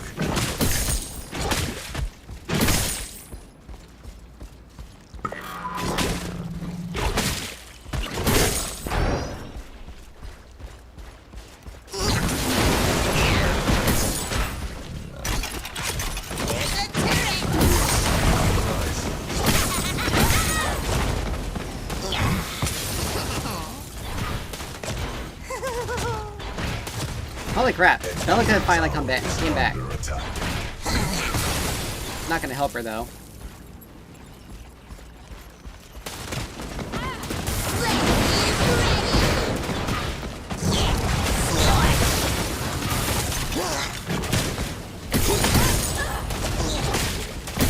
Perfect placement.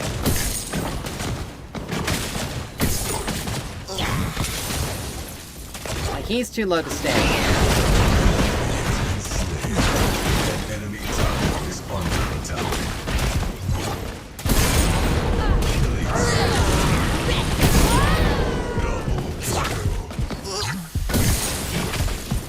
I'll just leave this here.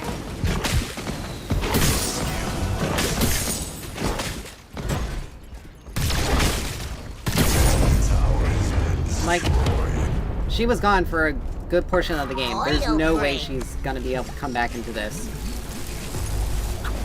So with her back, though... Yeah. Let's see... Soul Bearer. I think I got a fish updated scepter. As long as no one gives her anything, she's pretty much out of the game. Like, she has no way of being able to do anything. I think they're pretty much just biding their time until they can FF. There shouldn't be. Get 'em, Scorch! Torches! I didn't have a ward available, unfortunately.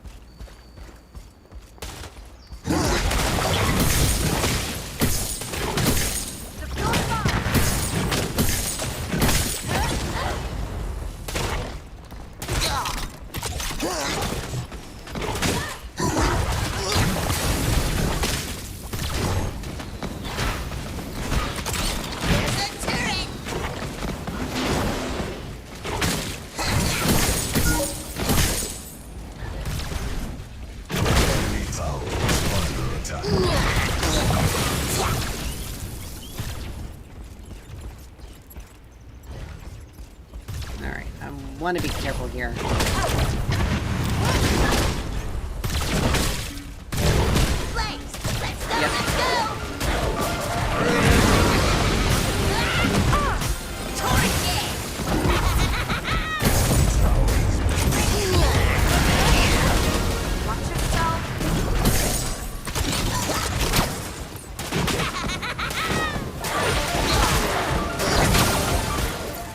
These guys are thirsty as hell. And I'm still beating them 3v1. We'll be right back.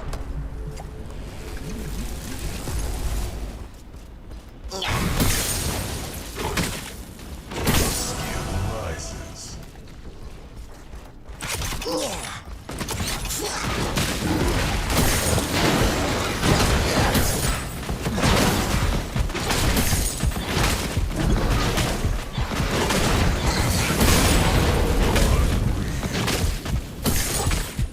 Going home.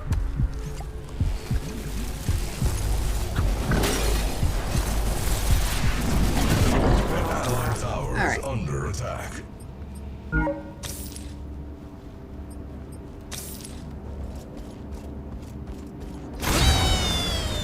Yeah, I mean, honestly, they're pretty much screwed. I'm getting fed. I'm over halfway to finishing up Orb of Growth. An ally has been Surprised this- slain.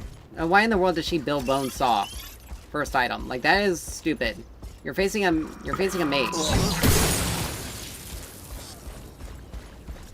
You're effectively facing a mage.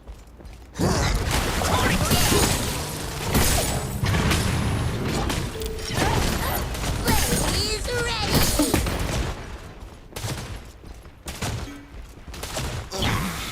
An allied tower is under attack.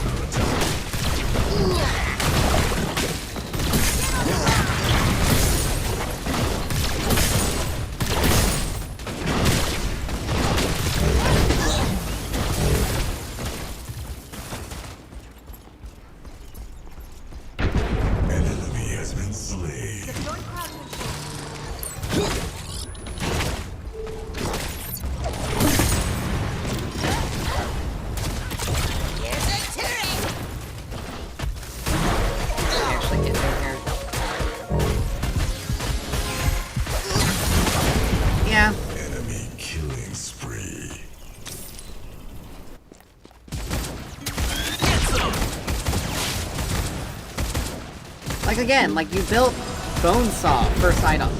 Enemy is unstoppable.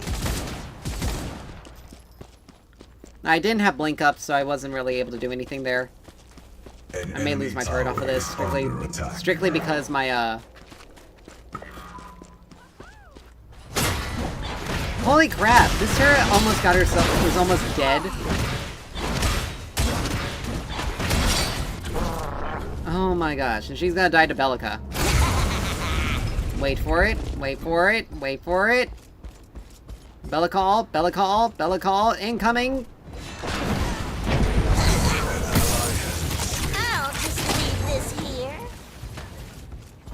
An allied tower is under attack. Torch it! Enemy has been slain.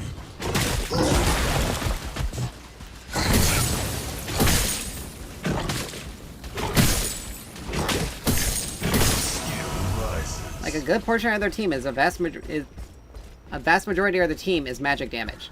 Why in the world is the person who can be frontline? Here's a turret!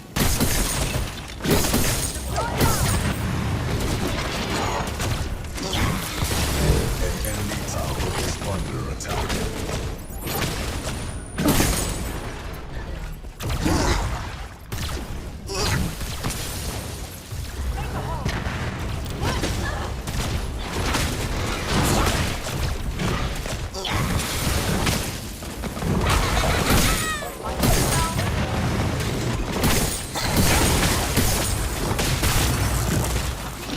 Perfect placement!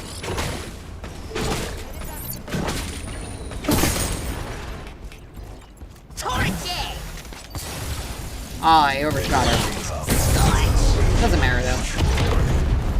Turret's mine. Scorch!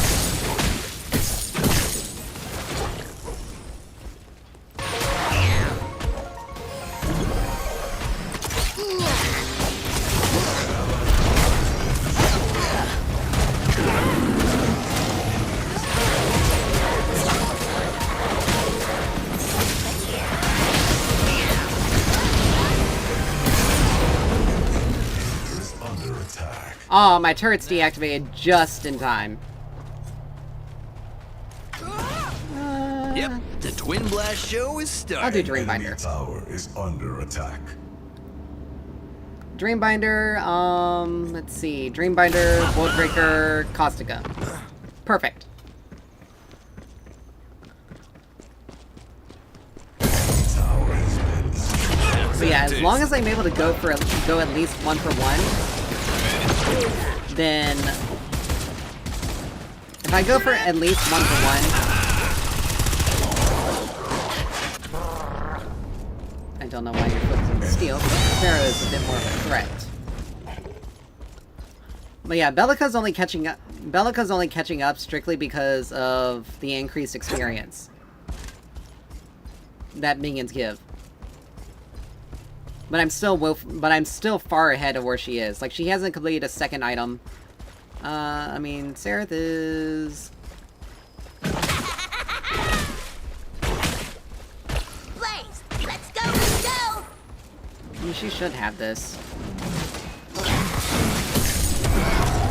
I just want to be included.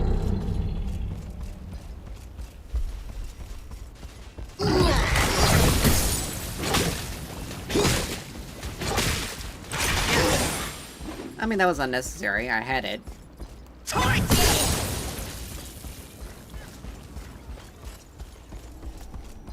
Hmm?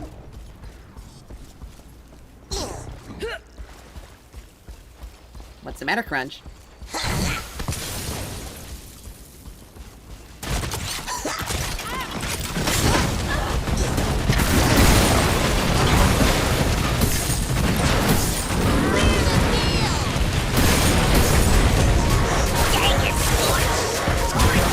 An ally has been slain. Whoa! This shouldn't be. Like, what is she building?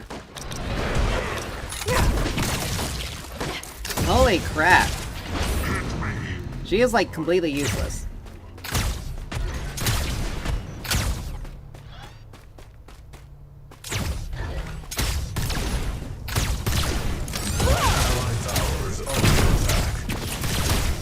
But, like, it takes 3 of them to take me out.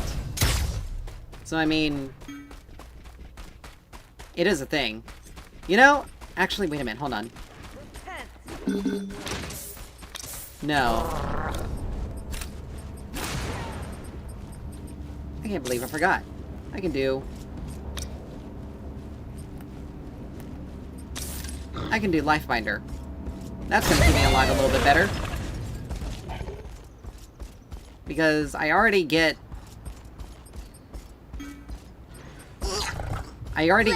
health and magic power.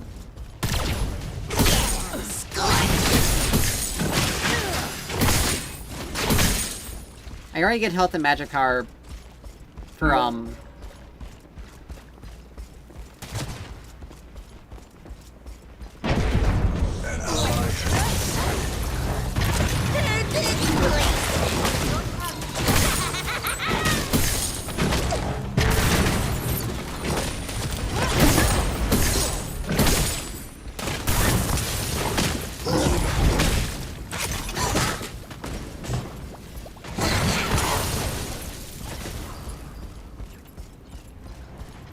An allied tower is under attack. Sweetie, you're not getting away.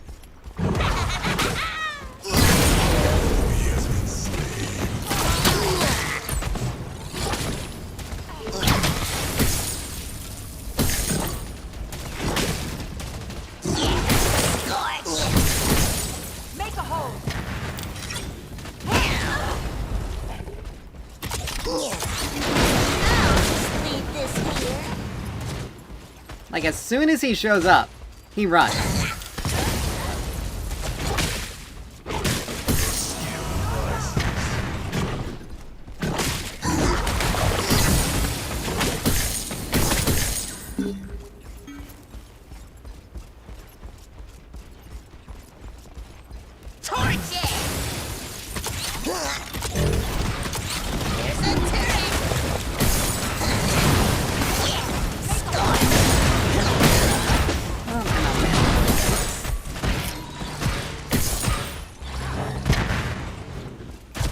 But I'm literally just walking away from these guys.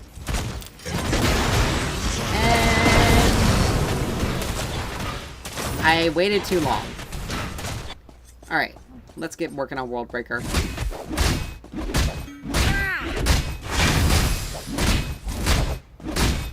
I don't know what Terra's gonna do. She's just gonna get herself killed. Oh, she's actually winning. I'm surprised. Wait, I'm the one who did the most damage to that guy.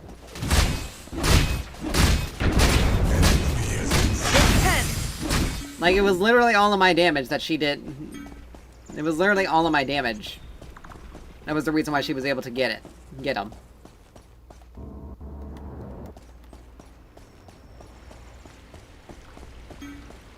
And the only reason why I died was because I just did not have mana.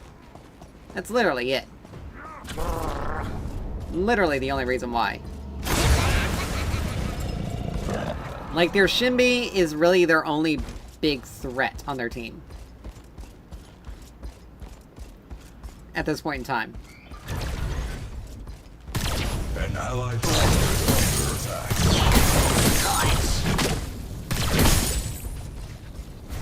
Like, that's basically what it is. Their Shinbi is their only real big threat.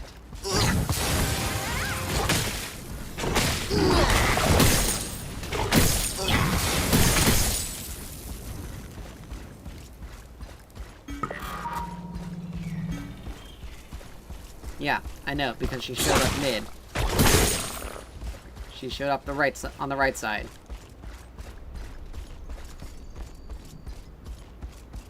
I think she's trying to track down Sereth. So let me go and make sure that Sereth doesn't die.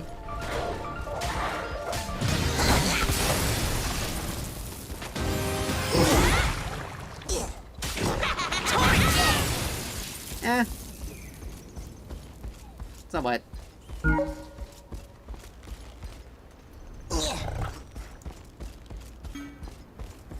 An allied tower is under attack.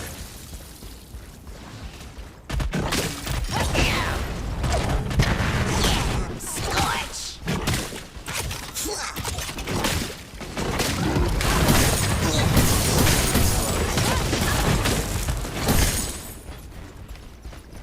Make a hole!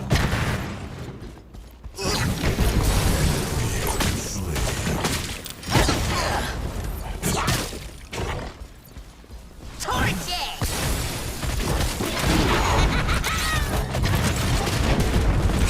I'll just leave this here.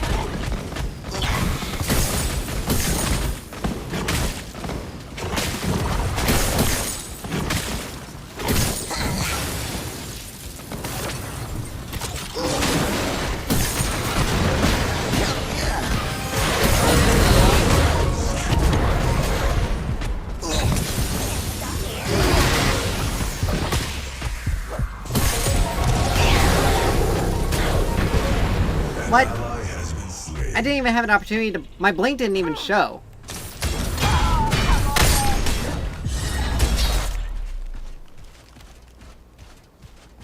Let's see...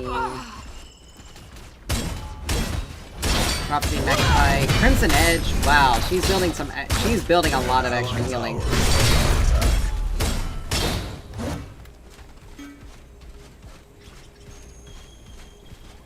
I don't know why Twin Blast was so... My Twin Blast was so far up. Like, that was just stupid.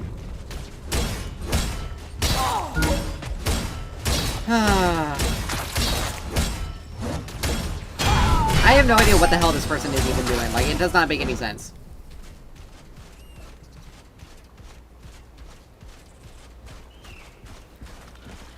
But I can't let Shinbi get on top of me. She's level 17. Okay, she's the same level, but she's got... It's funny, she has less defense... She has less HP based. The only HP she has is on... Literally, her crest is literally on her crest and Magnify. That's it. And yet she's able to blow through all of my, Seraph is more important than Terra.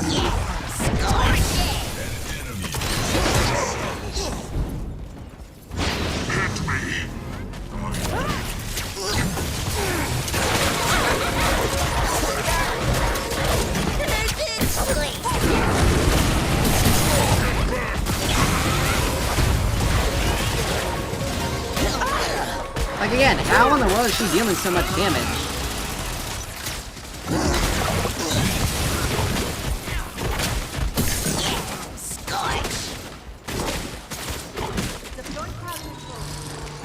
Like, the only reason why this Bellica is 4-1 is strictly because people have just been giving her shit. Like, they've literally been giving her free shit, and she's been AFK for quite some time.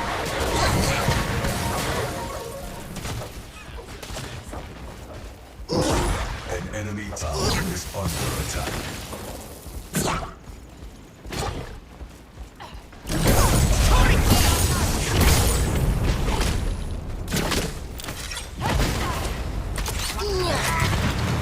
I'll just leave this here. Wait, let's go! Alright, I need to get... Oh, come on, dude.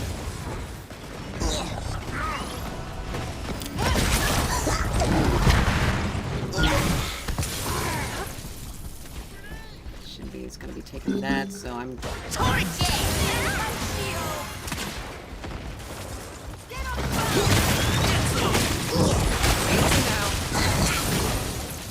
Like, Twin Blast taking that was idiotic.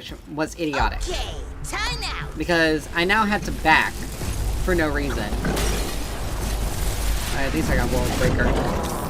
Alright, I need Caustica. And I need the energy stream. But like...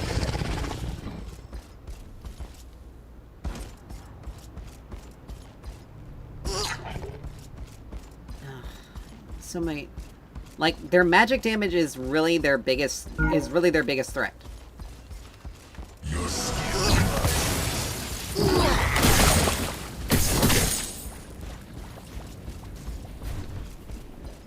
Like, and it's Shimby. It's Shimby that's the real big problem.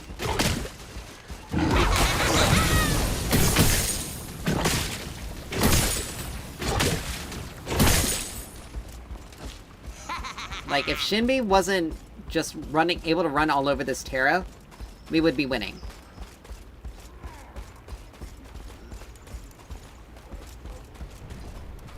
Decker, it's not really a smart idea for us to be up this far. As I said, it's not a smart idea.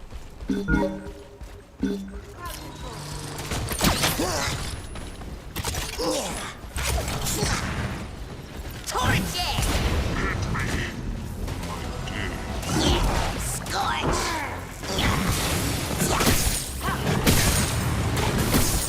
Perfect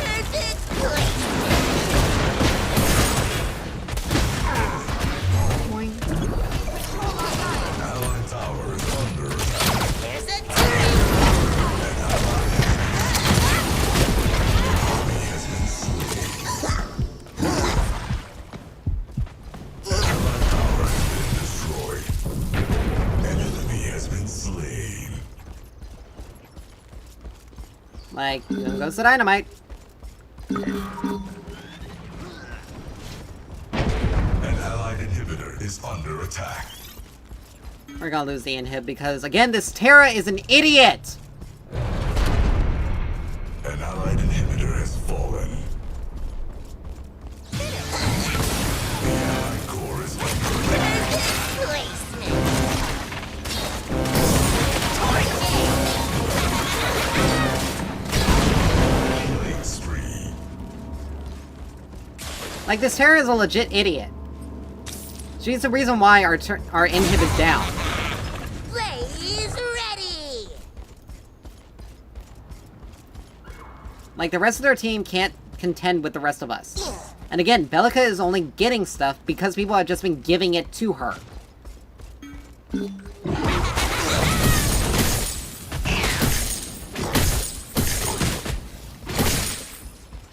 Like, that's literally all that's been happening, is people have just been giving Bellica all this stuff.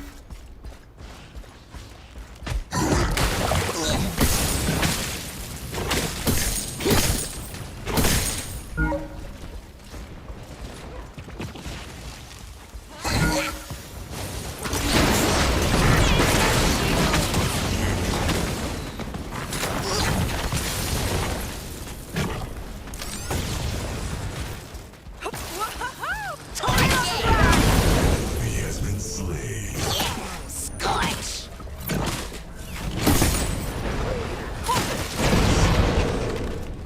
Let's just push this. Let's just push it.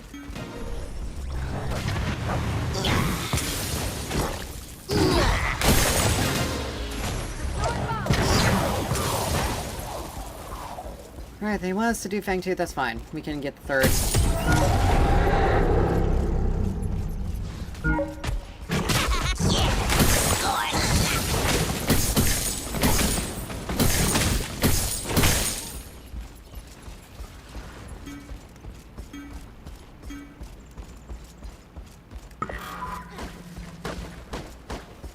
Going home!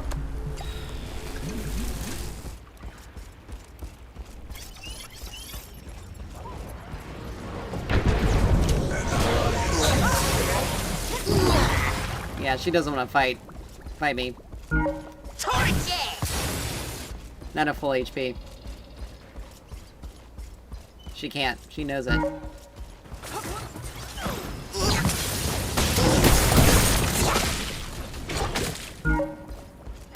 Oil break! Alright, we got Caustica.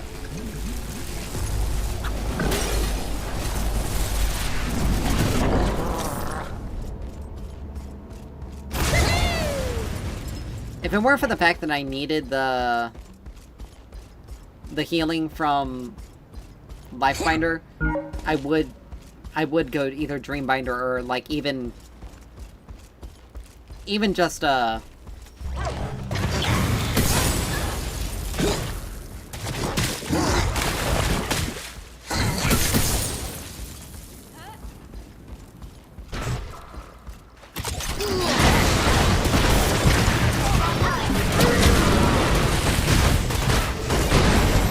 ally has been slain.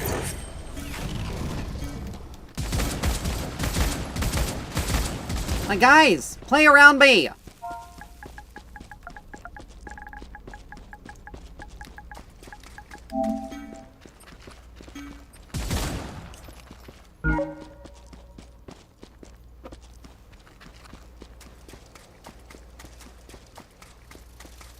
Like, we're probably, like, Twin Blast is on the other side of the freaking map for no reason. We're gonna lose.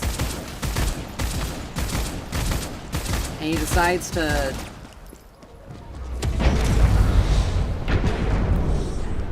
The enemy team has activated the override.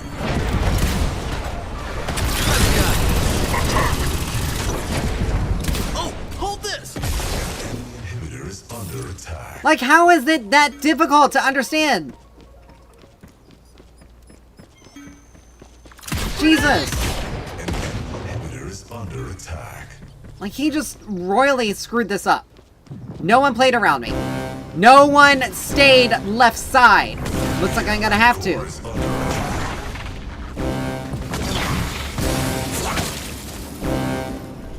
Looks like I literally have to be the one to fucking do everything.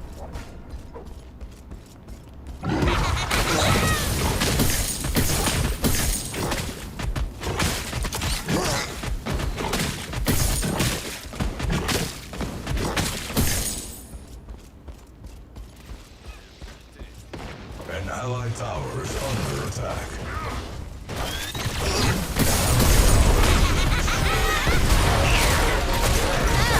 Leave this Target!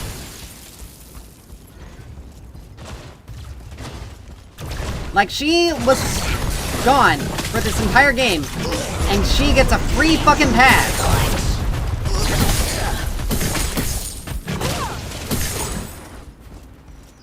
We'll be right back! I'm literally having to do everything on this team.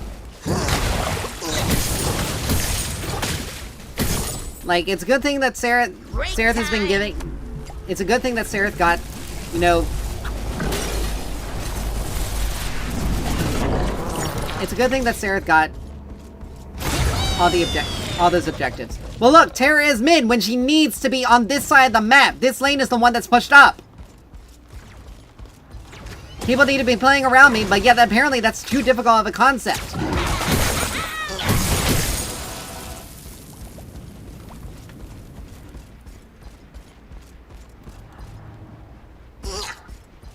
Like, we are losing out in this game now because literally no one is paying attention to where they need to be. Like when I said, okay, we should just push this down. They decide to go somewhere else.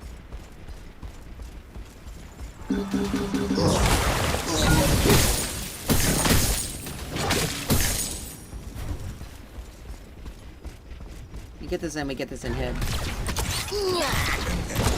just leave this There we go.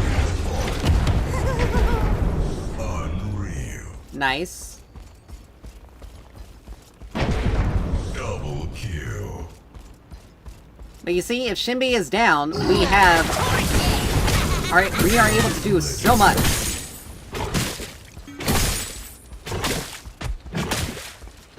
And now they have to keep someone on that side of the map. Now they have to actually worry about keeping someone on that side of the map.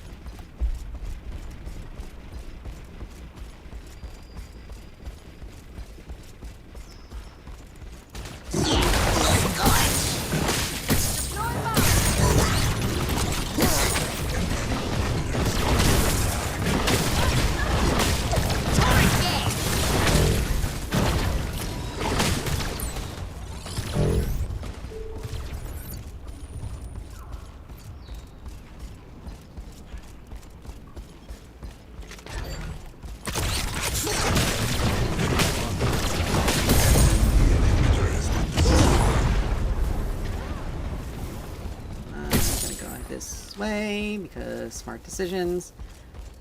I don't have all of my turrets up. Oh wow, Shimby's actually being... This Decker almost stole the Shimby.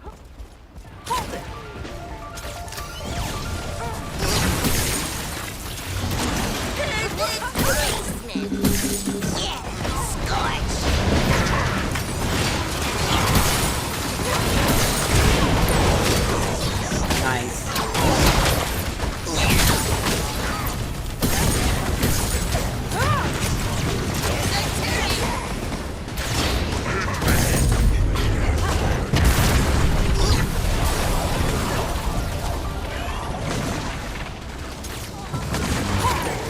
You need to back up a little.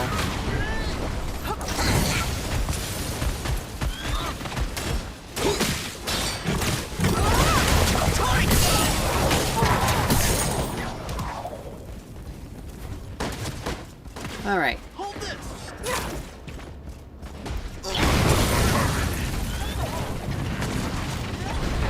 The enemy core is under attack. But now we're basically,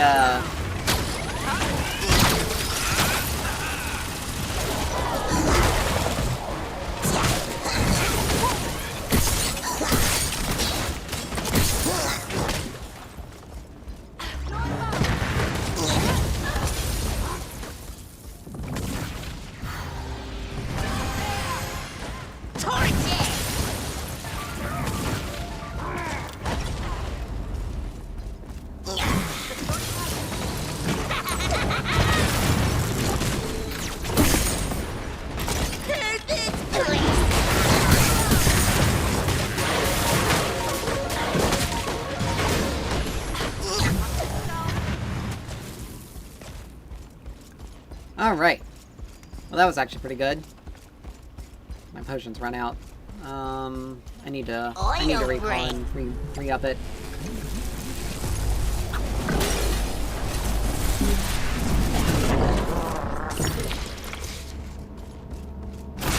Because having the extra 50 magic power and 200% mana regen is pretty big.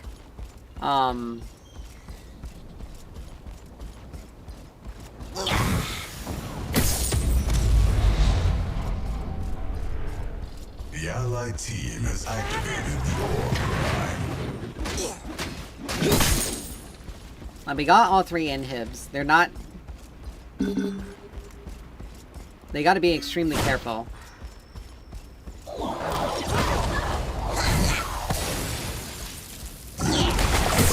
The only problem is they've probably got a turtle on our base. We have to get it fixed.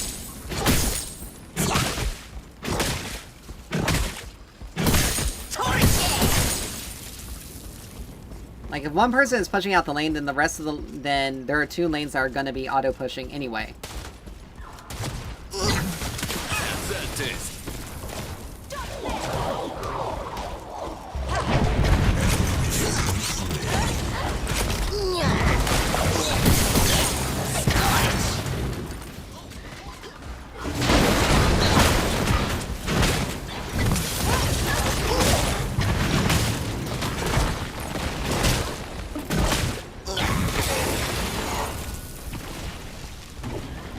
Like, do you really want to try me?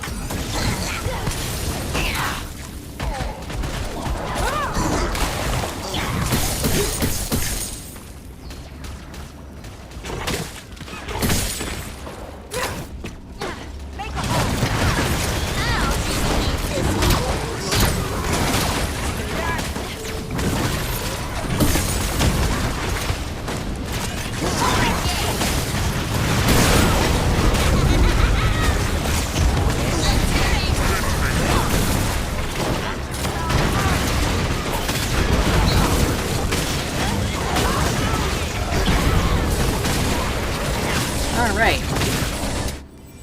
That was an incredibly stressful game. Unnecessarily so. We almost lost because of that. We almost honestly lost because of the Terra.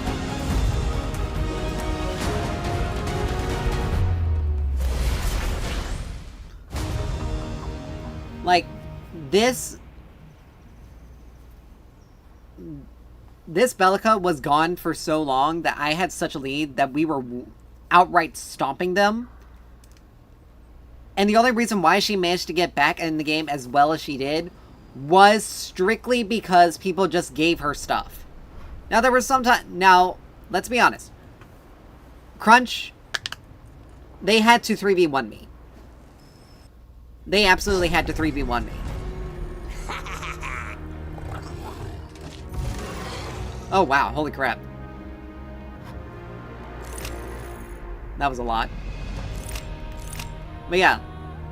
67k damage. I did the most damage in the game. And on our team. Twin Blast was not that far behind. Ugh. But yeah, their Shinbi was literally their only threat on their team. Until Bellica got in. Until people started feeding Bellica. Alright. So, as I promised, we are going to switch over to Dawntrail. Let me readjust this.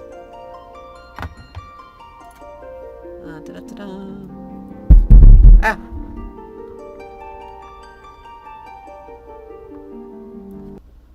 Now, it may take us a couple of minutes to...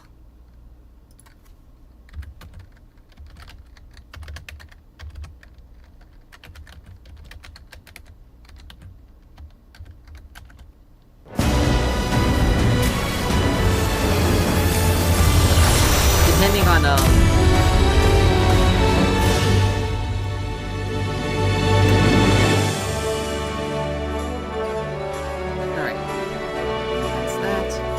depending on how many people are trying to get on, it may take us a minute to get... It may take us a little bit to get in. Okay, we only got 25 people. Oh, crap. I need to... Give me 1 second. I need to move something around here. Oh, really? Now it decides to do that?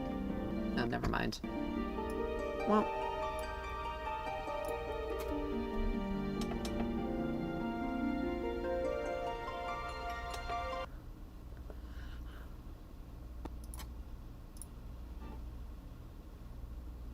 okay. Alrighty.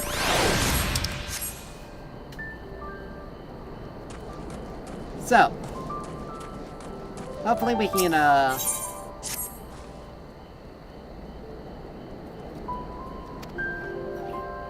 plug my controller up to make sure it's... I mean, it's not... No bars down, but I'm gonna make sure. Hop on... Alpacas...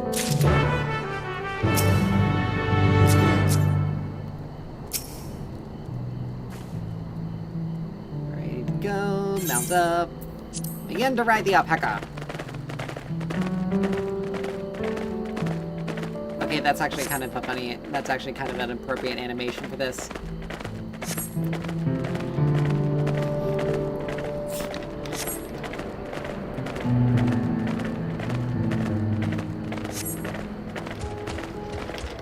Oh, Silver Lobo.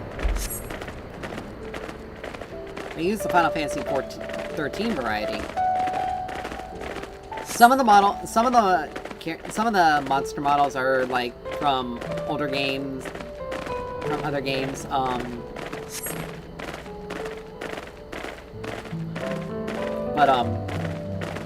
By the time we get to the first dungeon, I have a feeling we're gonna get by the time we get to the first dungeon, we're gonna end up like level 93 or something like that.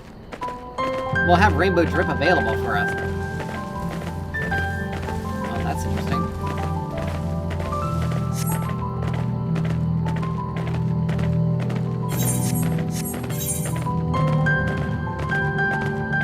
Alright, this doesn't have an aetherite. Let's see, any other aetherites in this region? One.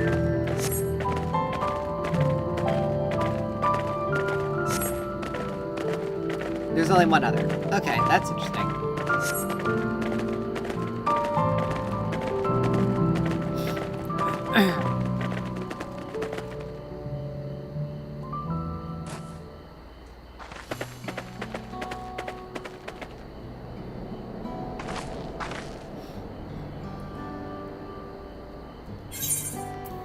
Do that.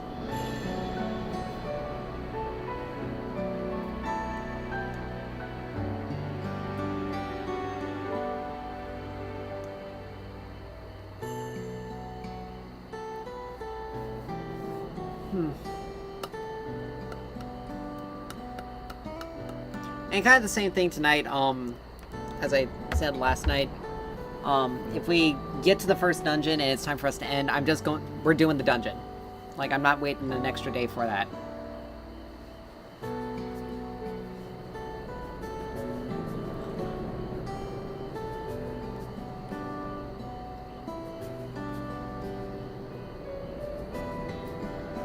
So, but I'm happy we won that promo game, because that was a difficult one. Based on how the game was going near the end, if that Bellica, I have a feeling we would have lost if that Bellica wasn't disconnected for a vast majority of the game.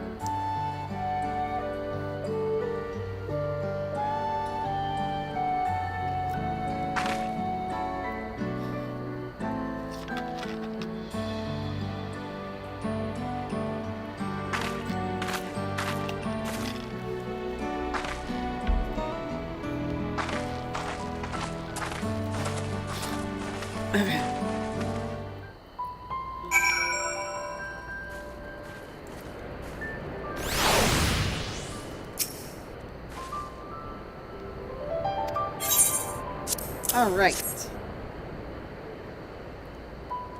All right. Now let's see what we can get. Now let's see what we can get for it.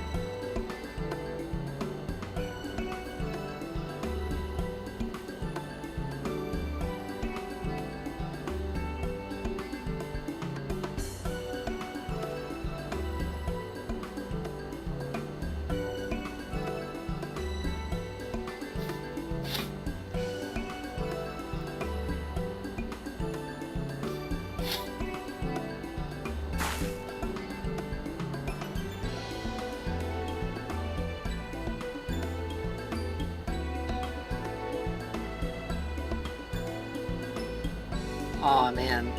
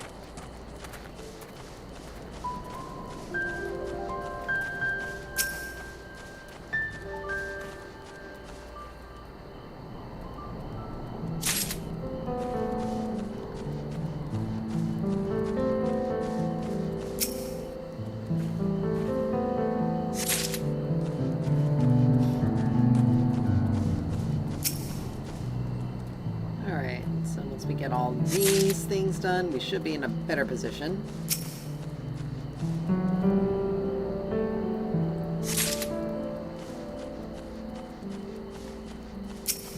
One of the things I find really funny is that these people are looking for innovations to make the farming easier, which there will be ways for it to be made easier. But we saw what was going on in Charlia. They were still using, even with the innovations, they were still very much on...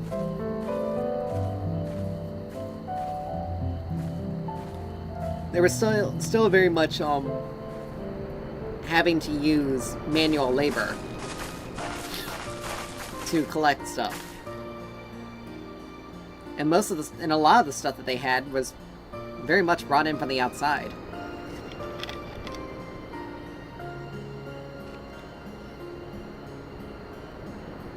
So...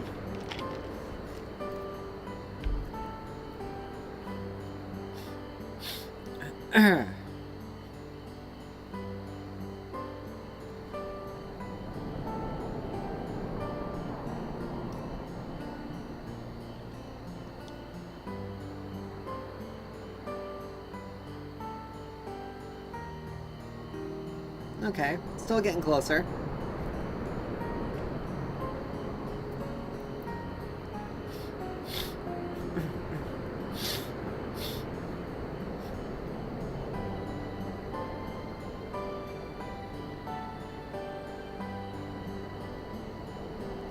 But,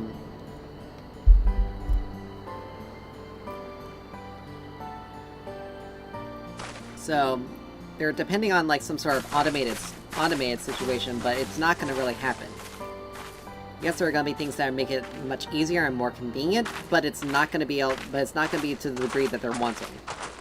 Or that they're thinking is going to happen. And it's going to take time for that technology to... It's going to take time for that technology to be implemented, and...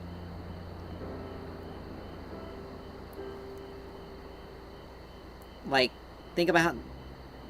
It was only under, it was only because of the insistence of the Dawn Servant that, that the railway and the dirigibles remain.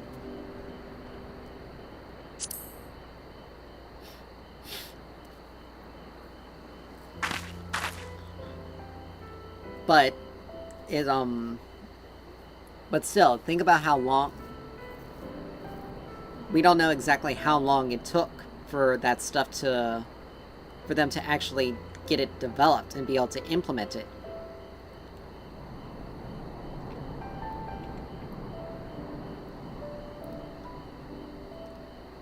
But yeah, the only individual that... The only way that the first promise would be able to... The first promise would only be able to affect things realistically on the whole of Tyrol.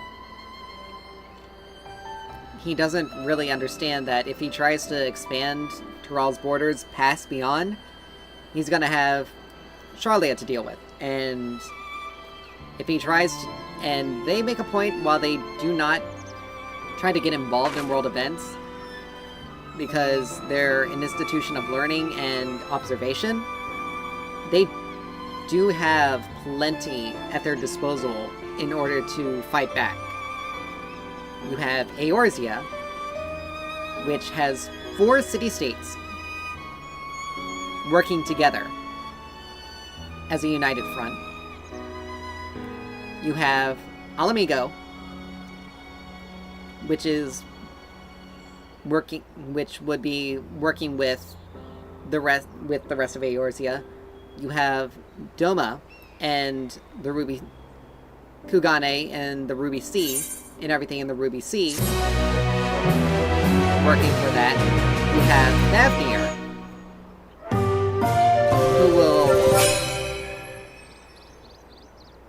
and Vitra, who is definitely not going to allow anything bad to happen, anything problematic to happen to Thavnir. And you have and even though they're weakened, you still have the Garleans in Ilsabar. So they're gonna be facing significantly, and they're all going to be working together. So they're gonna be facing significant level of opposition that he would not have ever considered.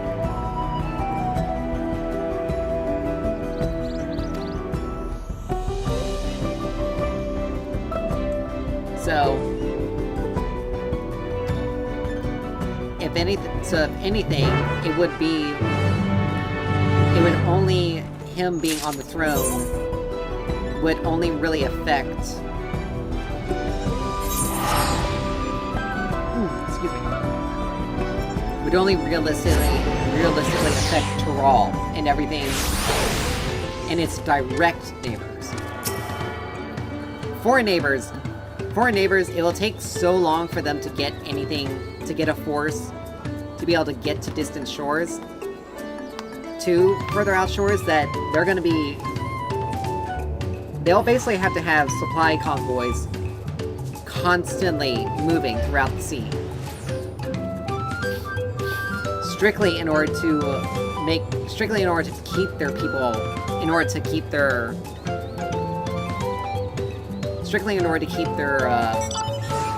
just basic supplies going. So, honestly, they're not going to be able to do anything. So, honestly, again, it's only going to be Tyrol that would be affected by him getting on the throne. Now, Bukul Jaja, he's going to be just as problematic, because he's going to ensure that the Mamulja are basically turned into aristocrats and everyone else is just serfs, more or less. He doesn't care about anything else other than power for the sake of power. Alright,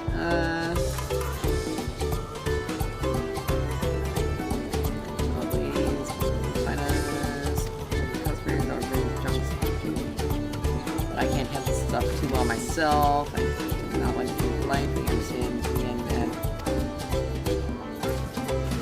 it would be nice to have less of potent refreshments during such conversations, else I might have to seriously reconsider our arrangement. I mean, that makes sense. If he gets you drunk to make a deal, then he's not necessarily being an honest dealer. Not so when it comes to appearances. Rumor has he's been invited to the palace for business negotiations. If he presents himself to court wearing his usual rumpled attire, though, he'll be laughed out of some perch.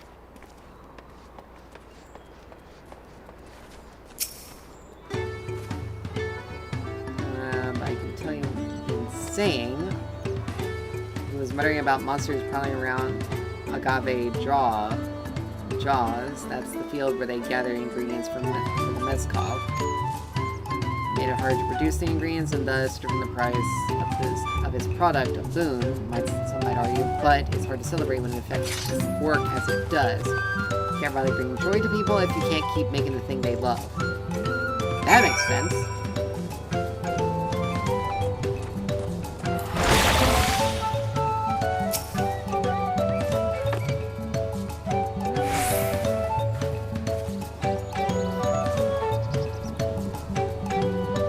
Huh.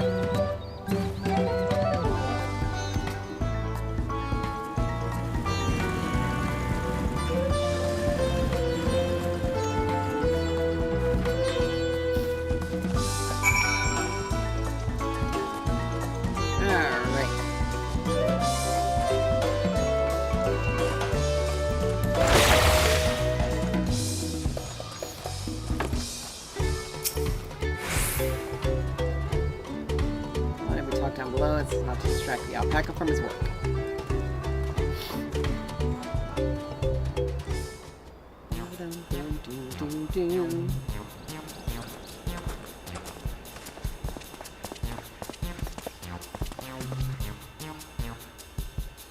They say he's wearing some sort of ratty getup, yet his is looks like his color. The colors are only muted. Got me on hand.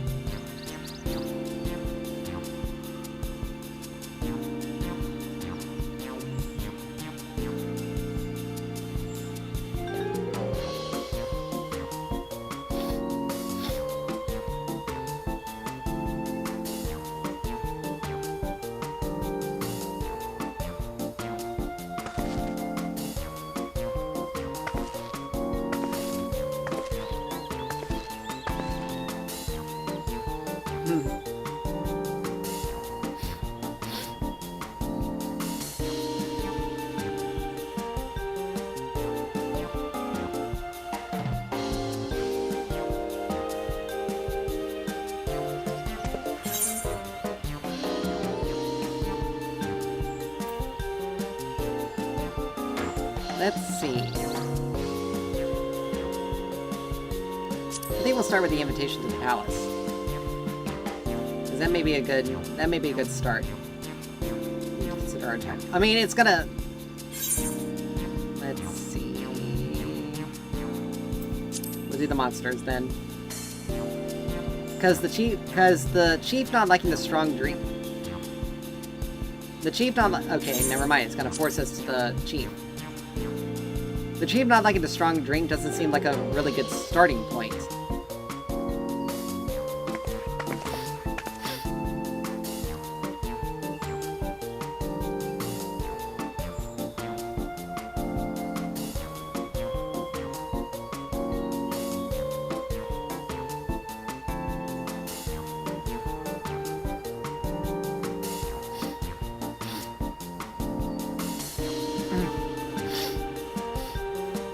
We're kind of twisting his arm to force him to use the leaves.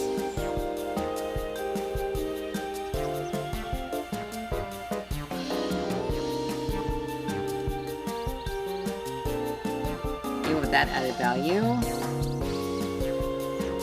All right, then we'll probably end up hitting the. We'll probably end up hitting the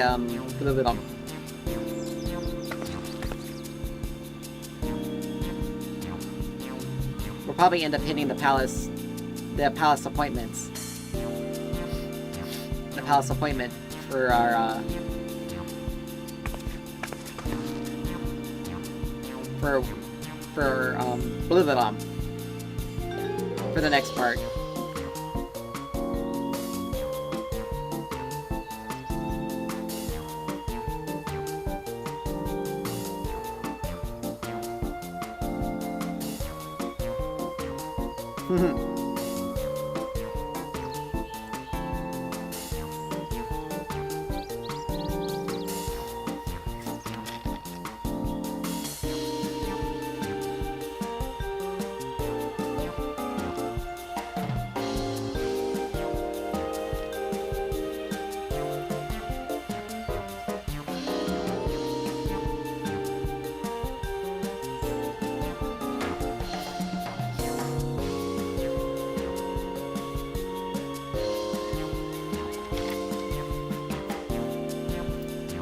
Here we go. Yep.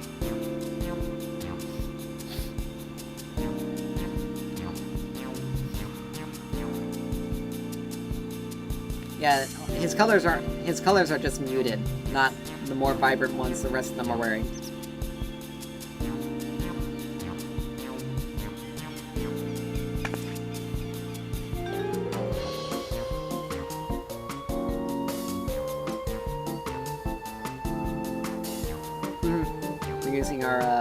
Using other contacts that we have to help drum up business.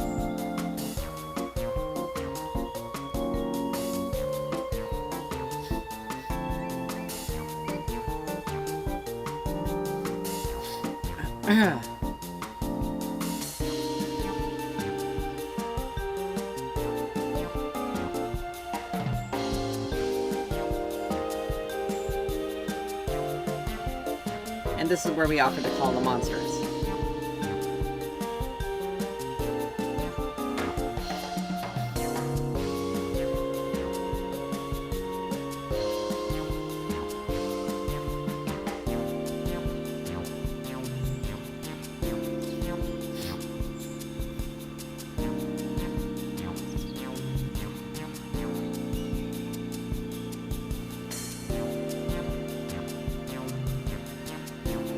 Alright, so once we kill the monsters,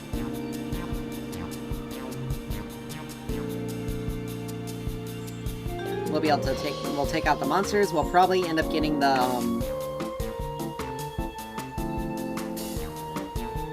we'll probably have to deliver the letter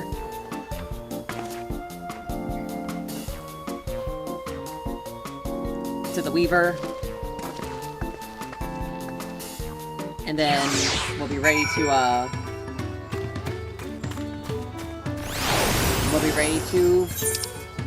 let's see, we can go further down. We'll be ready to, oh wow, now that was a weird bug. Alright. But, we'll be able to move on to the next part. We'll probably be able to finish the trading.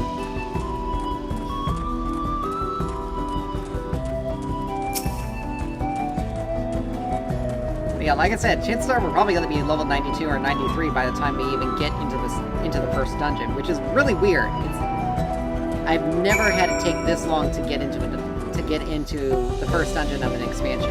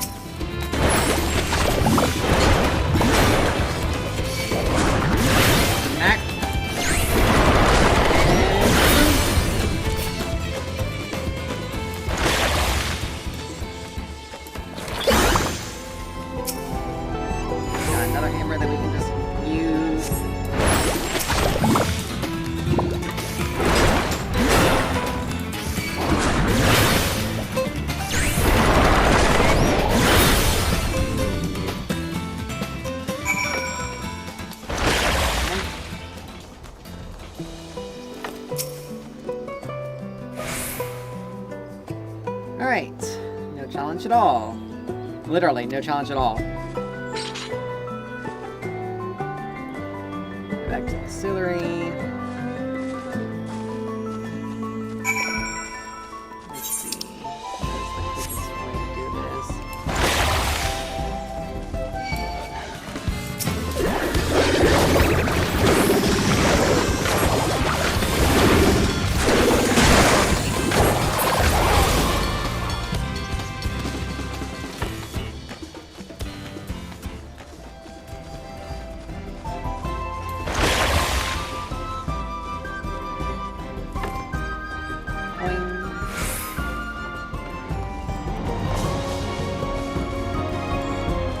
Okay. So this actually does complete the quest. Good. You don't have to do anything crazy or extra. I probably could have just teleported to the Aetheryte, but meh.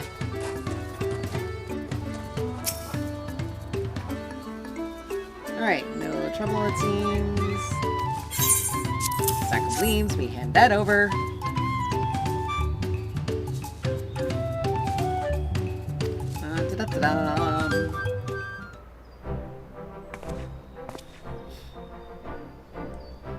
Resolved, mate leaves, and the letter, letter of introduction.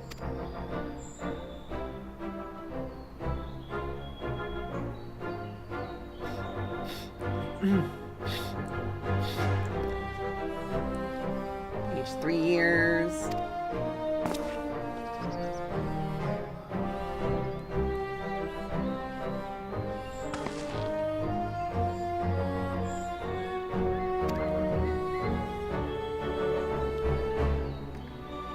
Alright. Now we can finally get the saddle.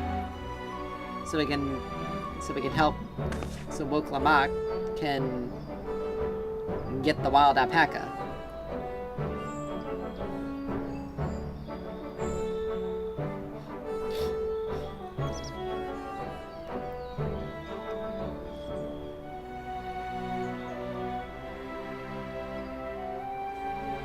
It's nice to see some character growth for the NPC.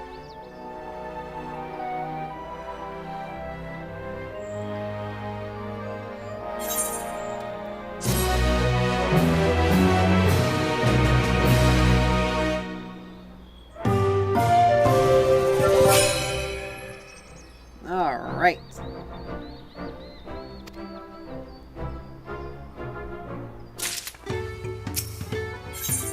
And more dye that I'm never gonna use. Because it's not what I enjoy. I don't really care about dyeing my equipment.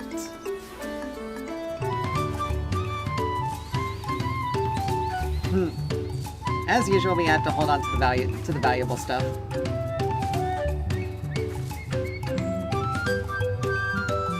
That would be a nightmare.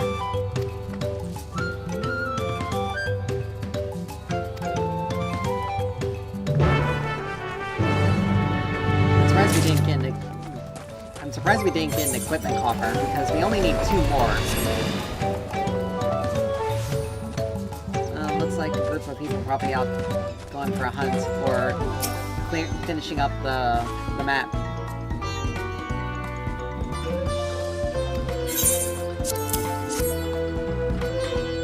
Alright.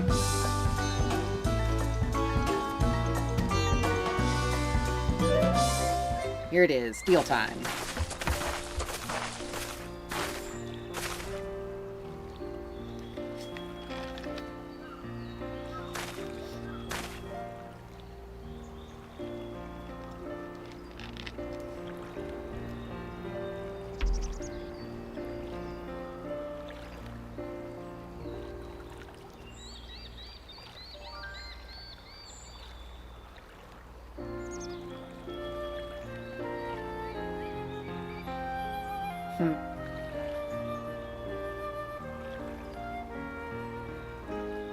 You can tell he wants to renounce on it. He wants to ask for more and do more.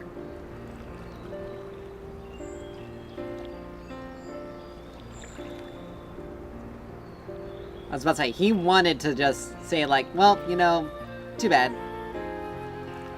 Not gonna happen. Thank you for everything. But his own principles on how they were raised, we're not gonna let him. We're not gonna let him renounce. We're not gonna let him go back on that deal. He made a promise as a deal, and he was going to stick with it.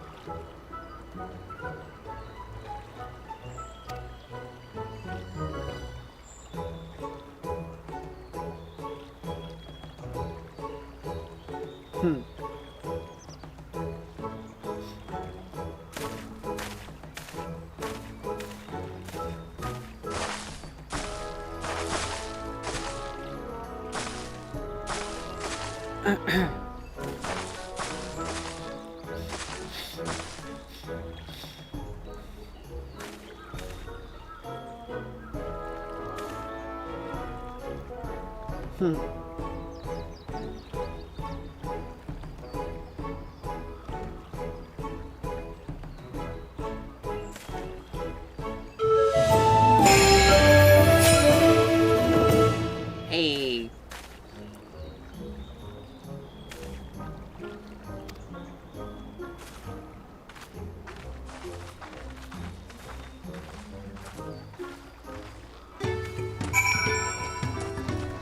I'm surprised an alpaca saddle wasn't for a mount.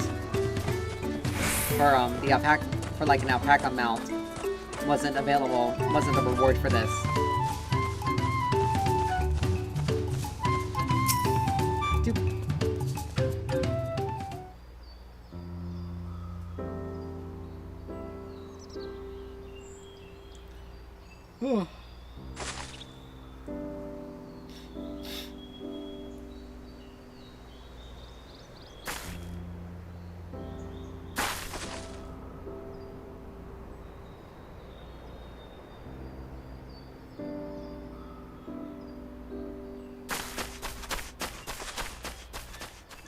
I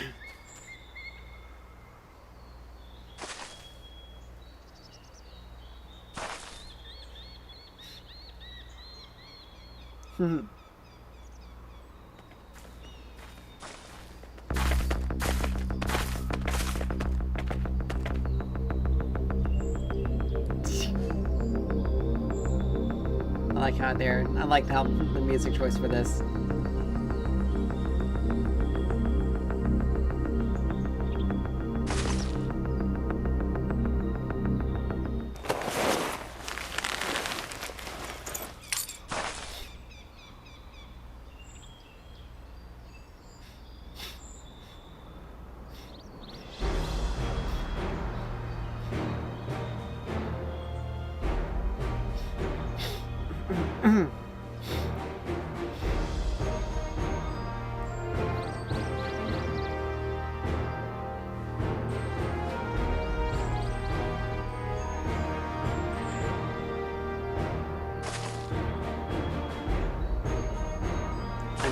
I was about to say that scene would have been perfect. It would have been perfect for a spit tape right there.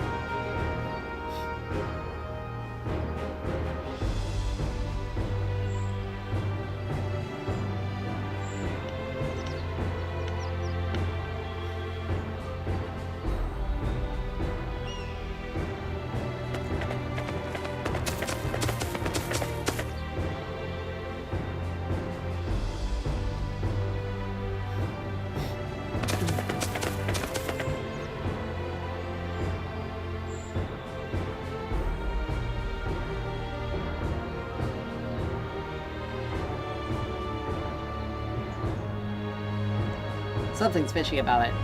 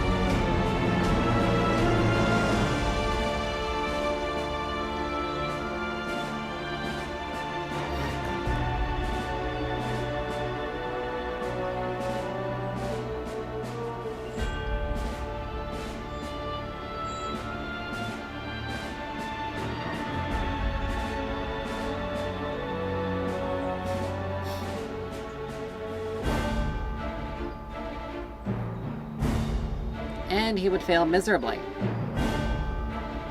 because the amount of individuals that would be fighting against him would be way too numerous. It's just simply because he's power hungry.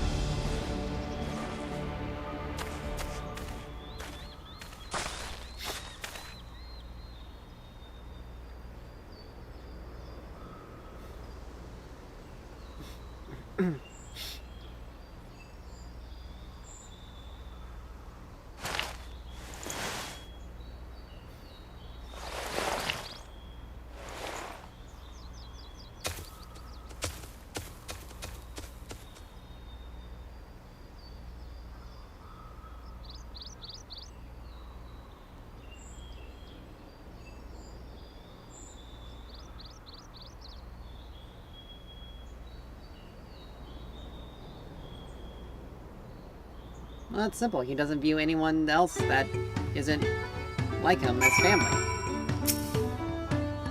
He doesn't see the rest. He doesn't see the others as family because they were adopted, not because they were blood related.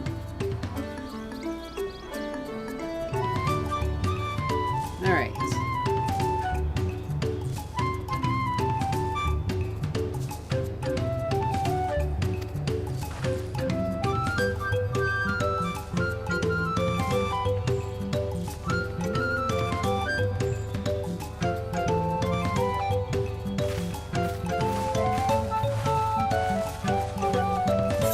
All right.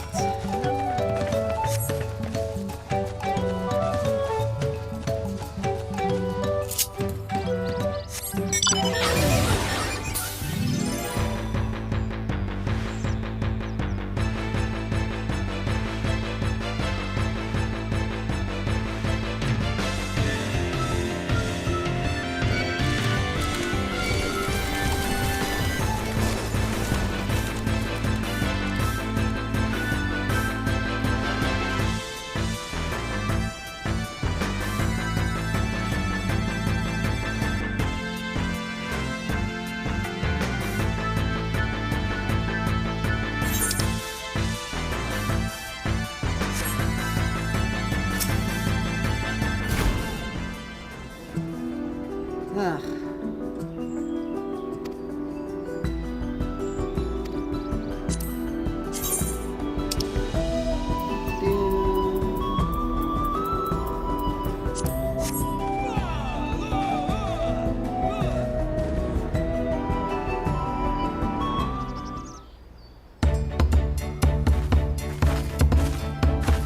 Good luck, Dark Promise!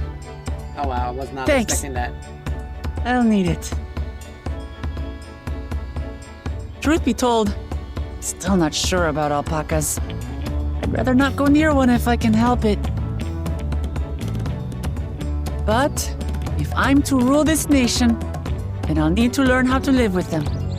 Tural is their home too.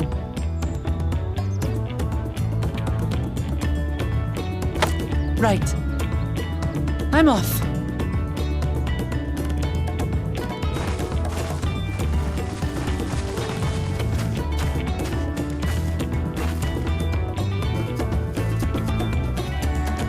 So, shall we head back to the ranch, or...? Wait for it. I'm staying here. As will I. Wooklamart is alone in this. The least we can do is stand watch and await her return.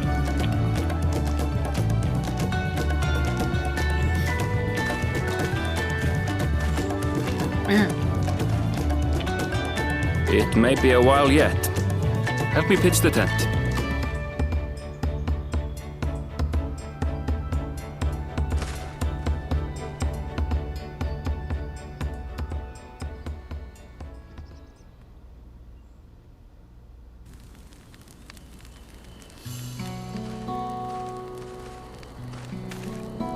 It took us that long to pitch the tent.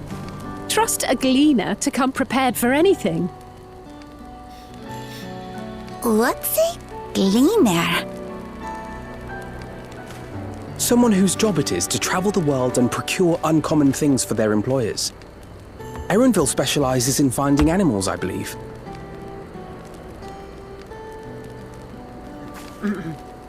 But aren't you a Shaitana from Shak Tural? Why did you cross the salt?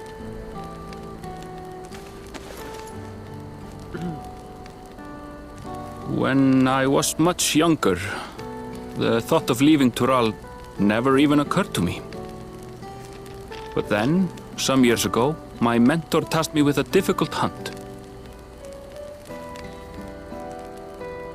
something I could never find, she said, so long as I clung to the familiar. She suggested that I leave home, leave Tural, and join the Gleaners of Sharlayan. As one of their number, I could experience the world, immerse myself in myriad cultures and customs, see the many faces of nature. And once I had learned what is truly important, I would find that which I seek. My younger self took those words to heart, and off I went to become a gleaner. Her words alone moved you to leave behind everything you'd ever known? You must have great respect for your mentor. As it happens, gleaner work was much to my liking, and I all but forgot why I had pursued it in the first place. Yet, events conspired to put me back on the trail I'd abandoned. Wait, are you saying you were tasked with finding the City of Gold? I was. And though my hunt is now entangled with the rite of succession, I mean to see it through. Well then, I understand completely. We all have our reasons for seeking the Golden City. Which is all the more reason for us to work together. Just so.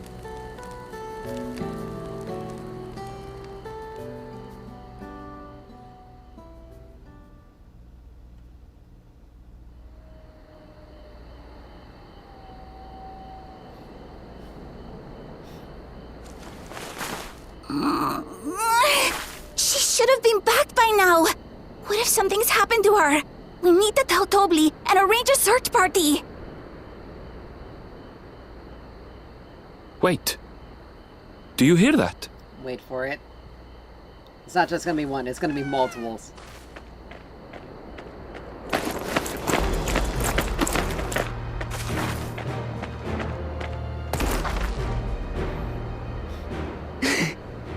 I did it.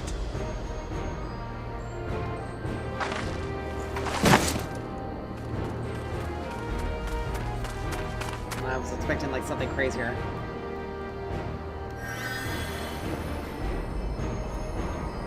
You're utterly spent, and small wonder.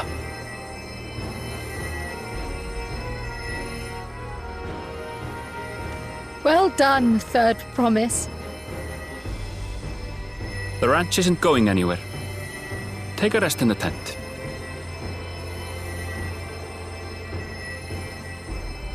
I think I will. Thank you all for believing in me.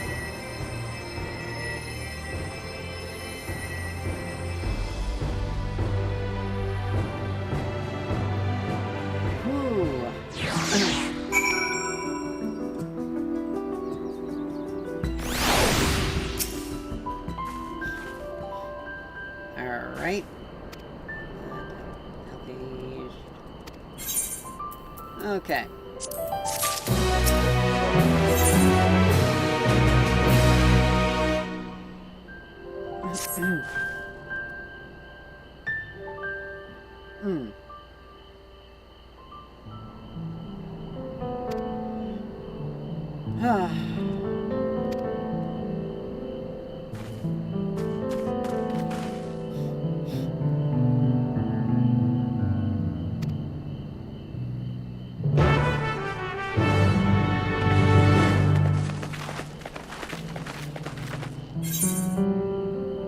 I'm just going to speedily zip back there.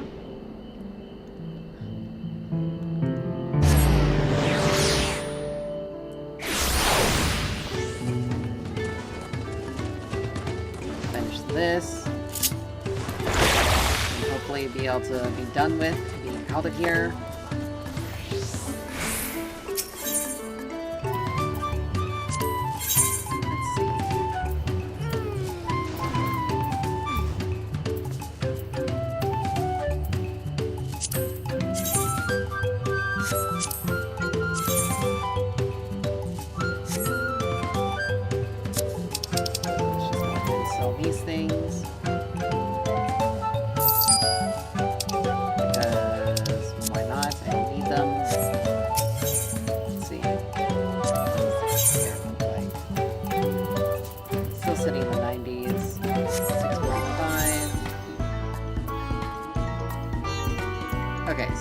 Apparently this is stronger than...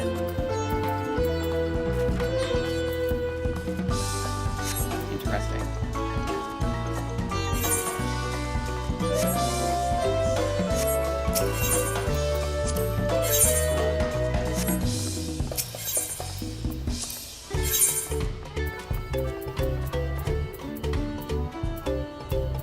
These are, yeah, 645. But when we compare them... Oh, wait a minute, no, that's comparing them to my current equipment. Never mind. Whoops. Let's say, wait a minute, what? But if we wanted to, we could just basically buy up everything for the Viper here. Again, I'm very suspicious of how in the world he managed to get that. And the strength thing is very much a,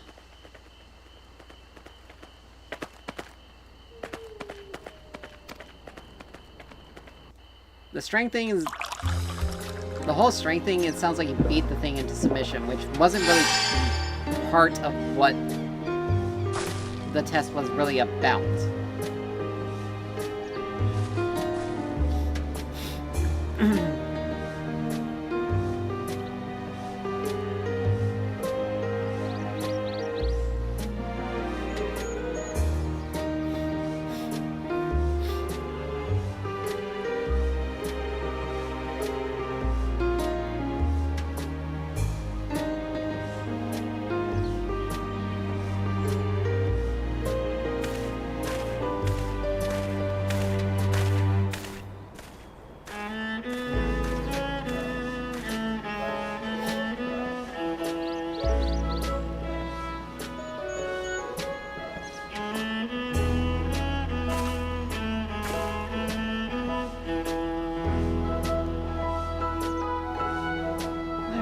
This done, yay!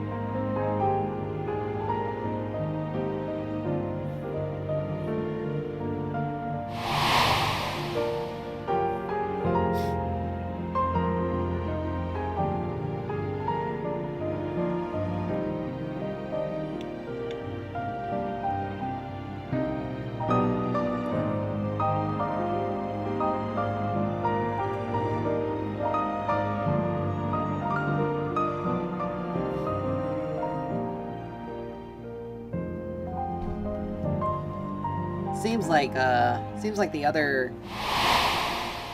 two candidates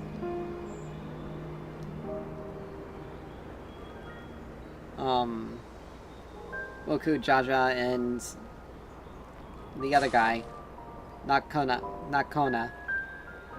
but the first promise. Seems they seem to not really understand how Golo got everything, got everyone really working together. It wasn't the fact that they were battle weary, it's more the fact that he listened to them and helped them with the problems that they were dealing with.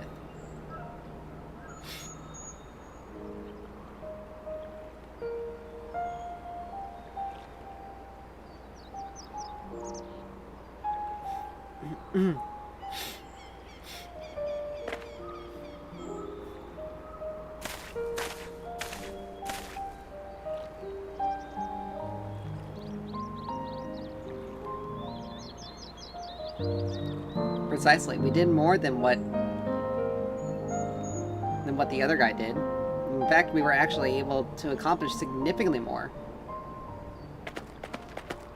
The whole point of retracing Golol Jaja's journey was to learn about its people and to learn more or less how he became the Dawn Servant to begin with. The others aren't really taking the lesson to heart. They're all focused more on their own individual goals. One of conquest, one to raise up the Momolja, and the other to bring innovation, regardless of whether it regardless of how it benefits, or regardless of its benefits or detriments.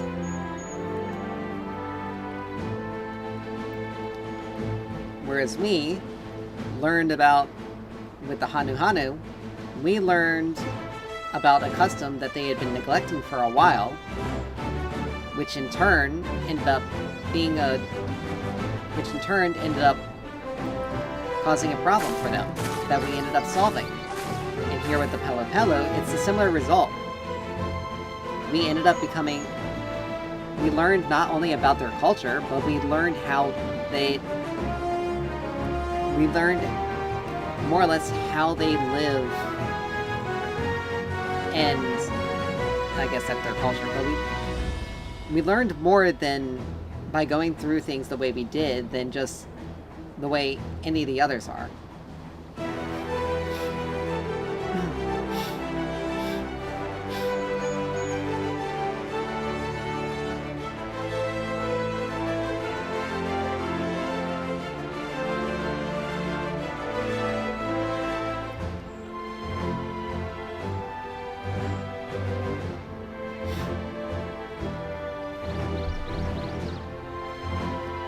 So more or less, we've accomplished the tasks in the first two feats in ways that the others could never have possibly done.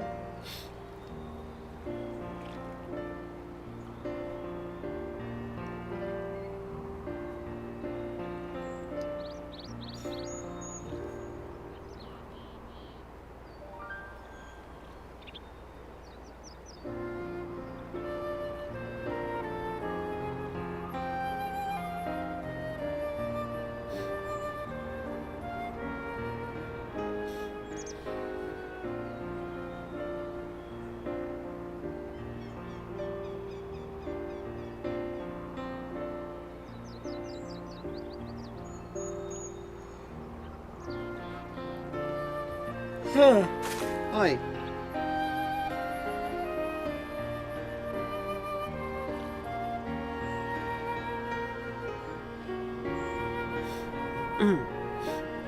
If getting all the keystones is gonna happen before we get into any dungeons, holy crap. Like, that is a ridiculous, like, that is absolutely ridiculous. Like, that'll put us mostly through the entire expansion. By then, we'll be massively overleveled, so there's no...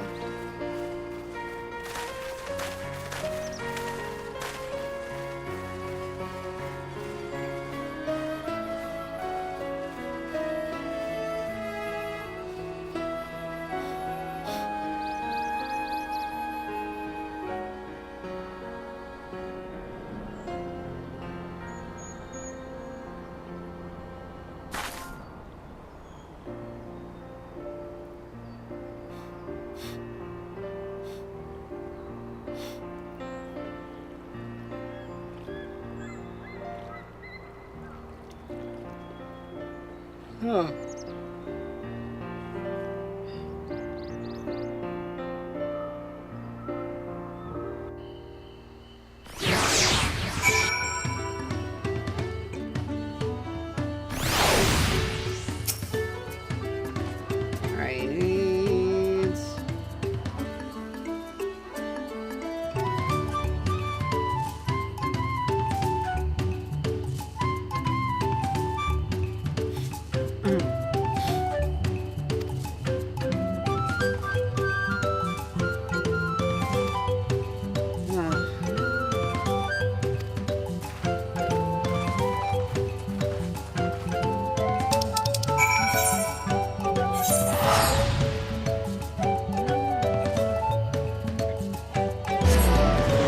Expecting the dungeon to be there for the Haunted quest. If I'm gonna be honest. Because...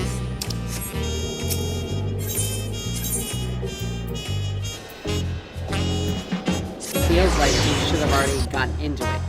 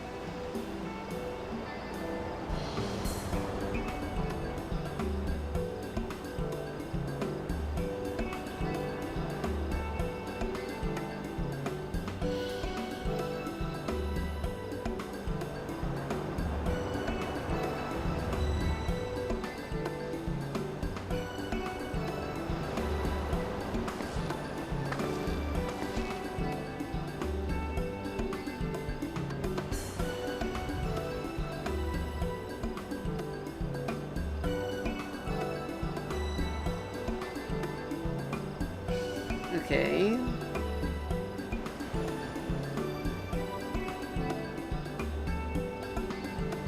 So yeah.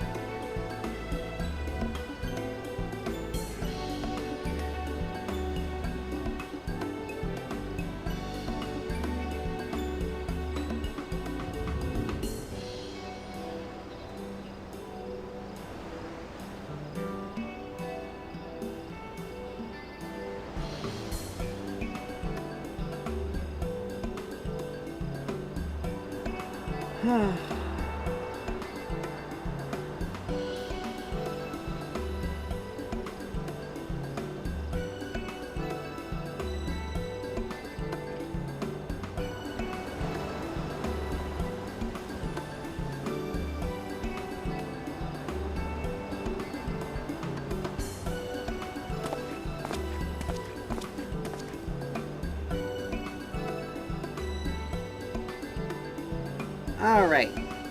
So, doing some digging. We're actually very close to it. We only have one more quest to do before we get into the first dungeon, thankfully. But good lord.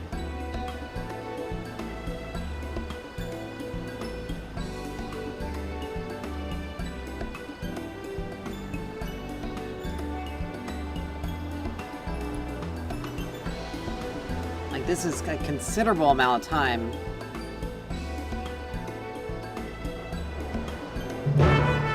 For us to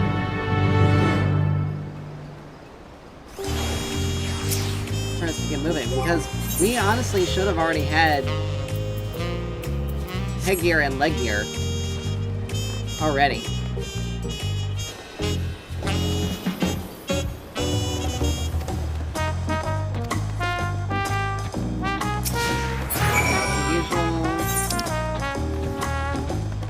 Luckily, it's not too far. Get this thing as quick as possible. Hopefully, it won't take a half hour in order for us to get into for us to just get the thing unlocked. And I'm not holding my breath because, you know, weirdness.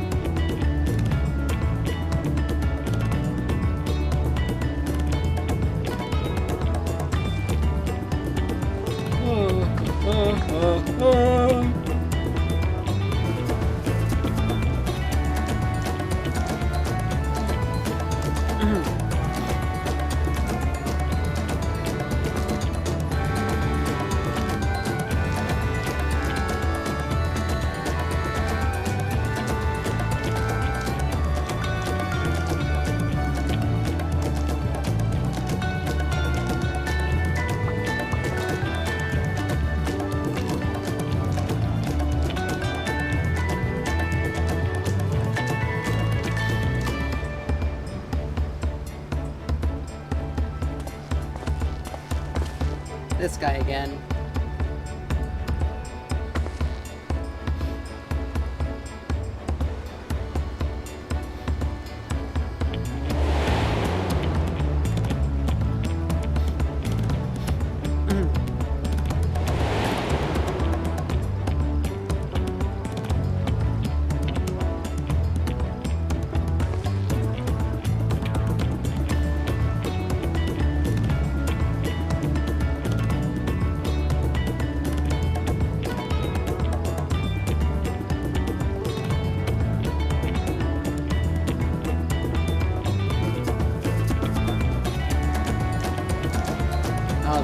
This guy is like this. Is like Tyrell's version of Rowena.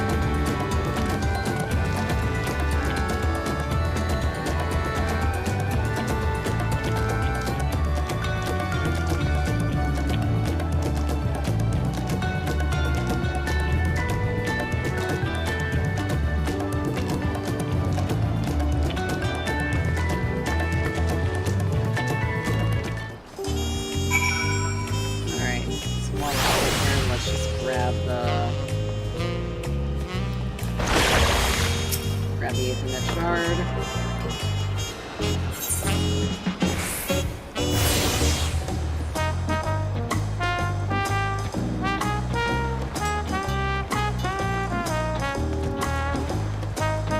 Alright.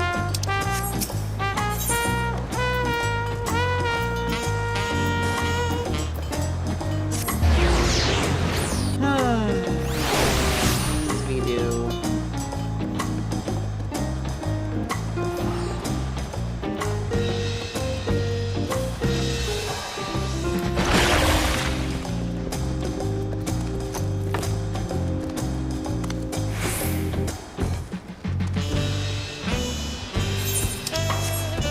Massive area. There he is.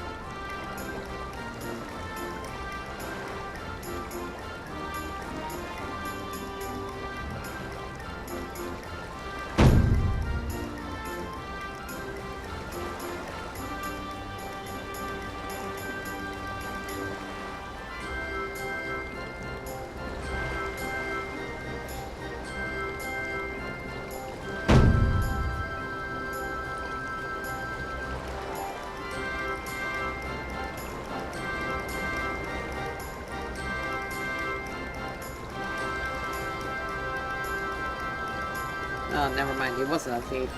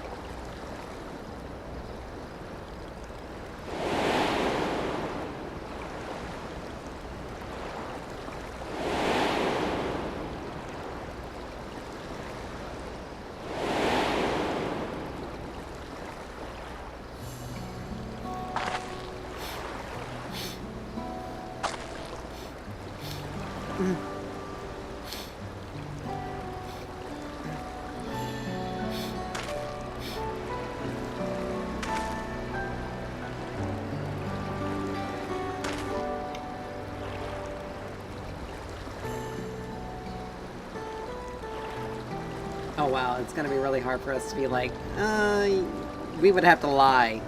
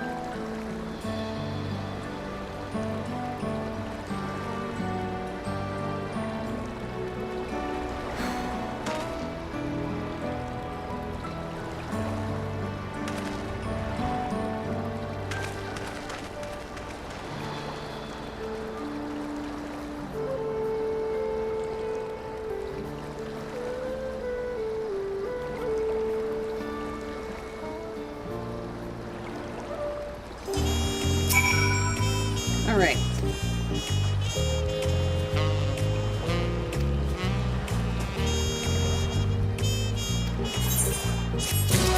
There we go.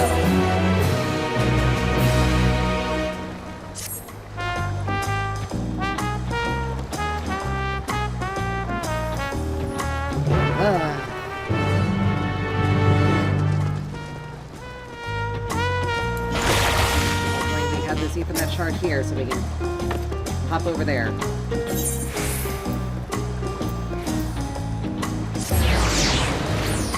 Good lord! Taking this long to just get us to the first dungeon. That is a record, Square Enix.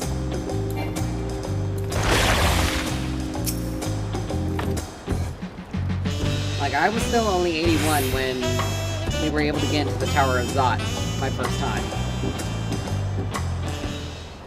So...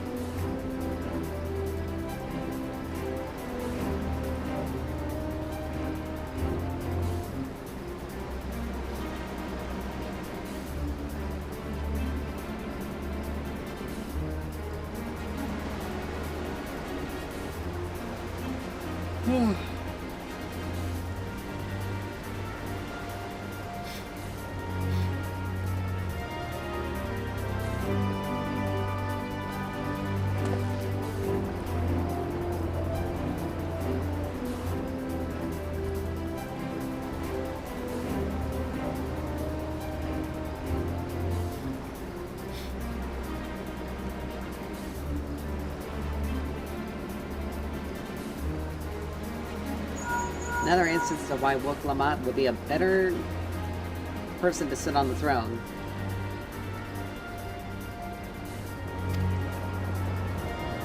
Than any of the others.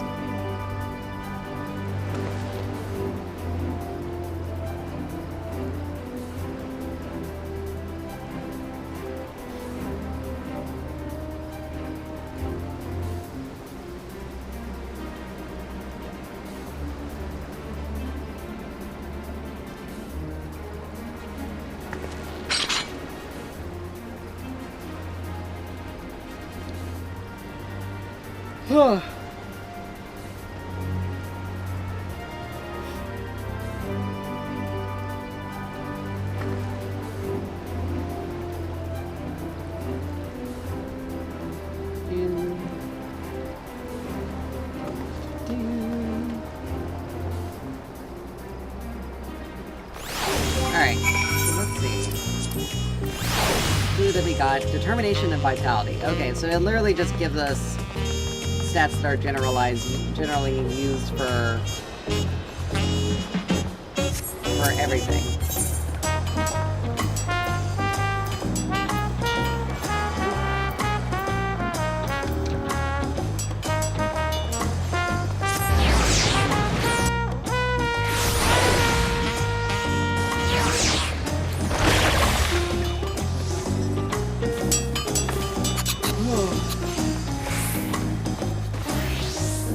Oh, it's gone.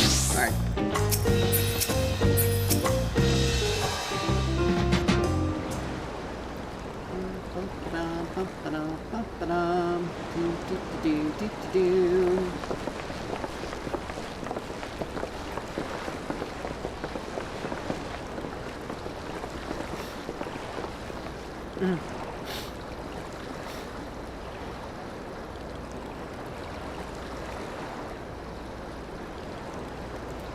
You travel upriver.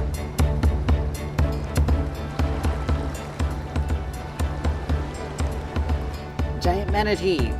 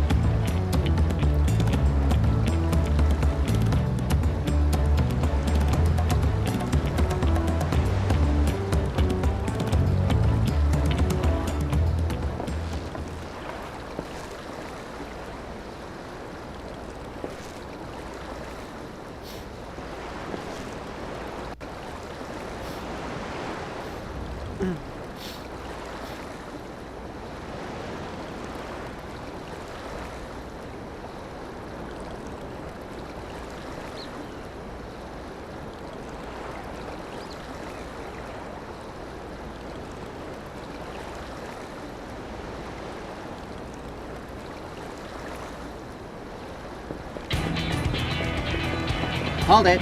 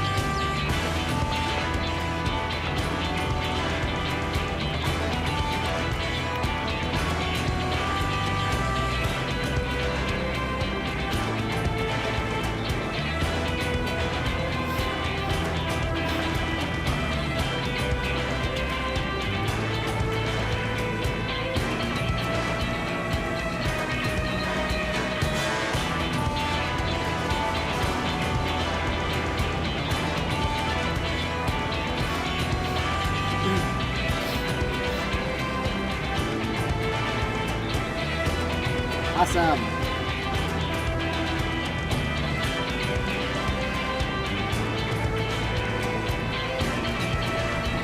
Let's make it finally hit.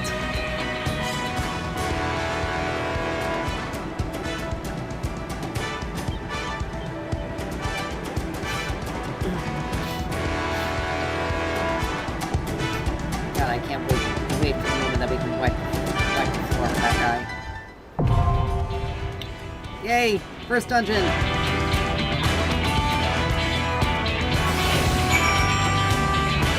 Finally!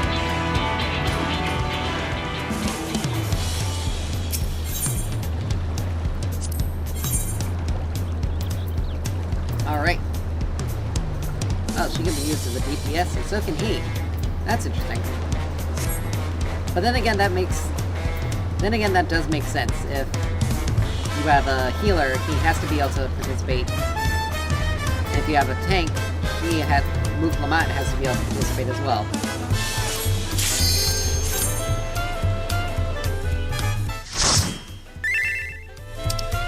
Oh, hold on. Here we go!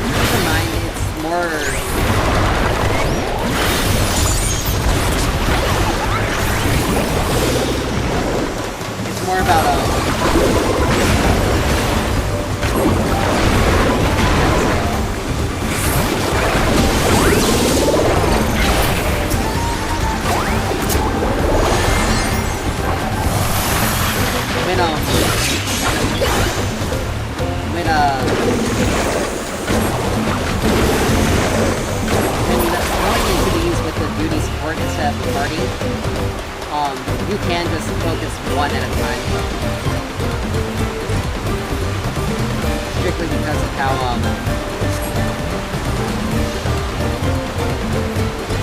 because it'll be just as,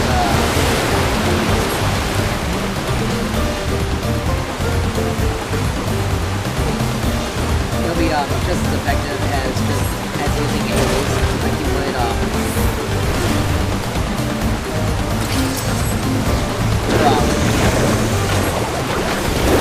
it's just as effective as you were using the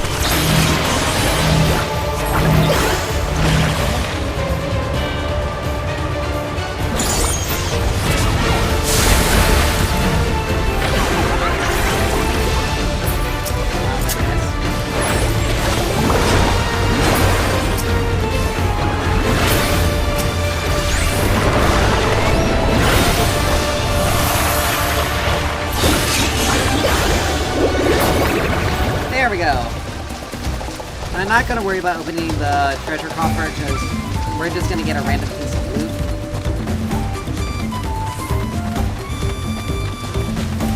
So I'm not necessarily concerned about that.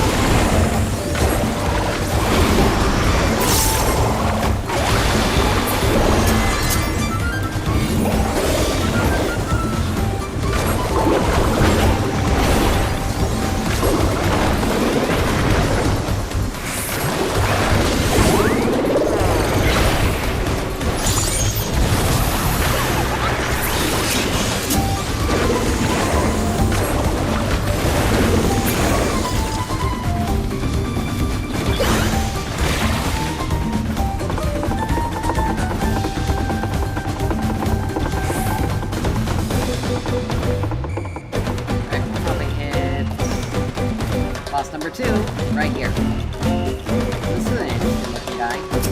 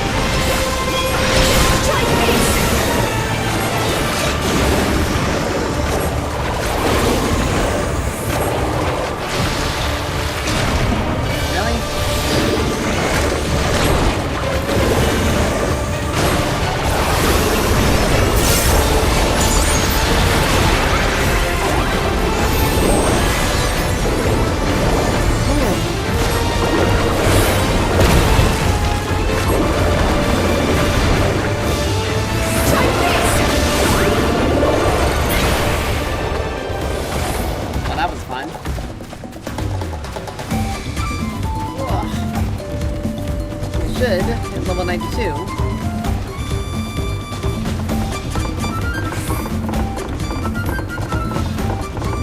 And our,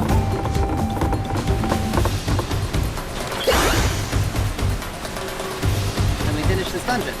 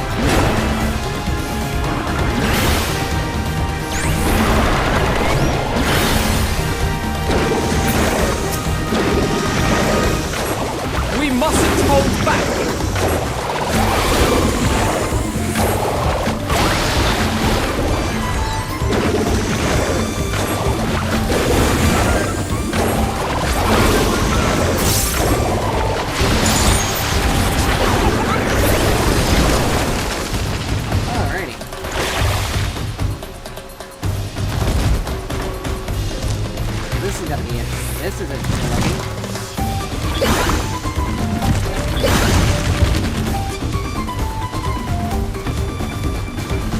How much you want maybe that's a Jerome Vidal.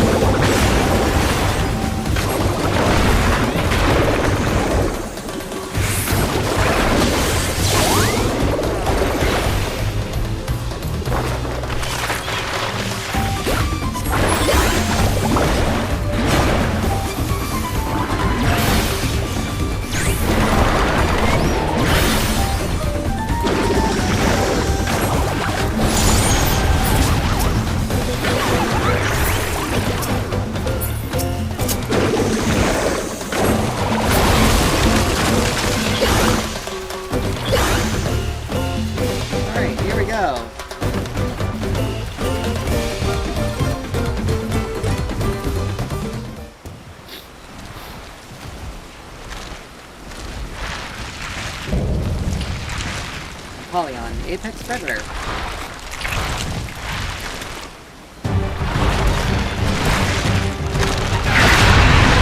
Very interesting looking creature.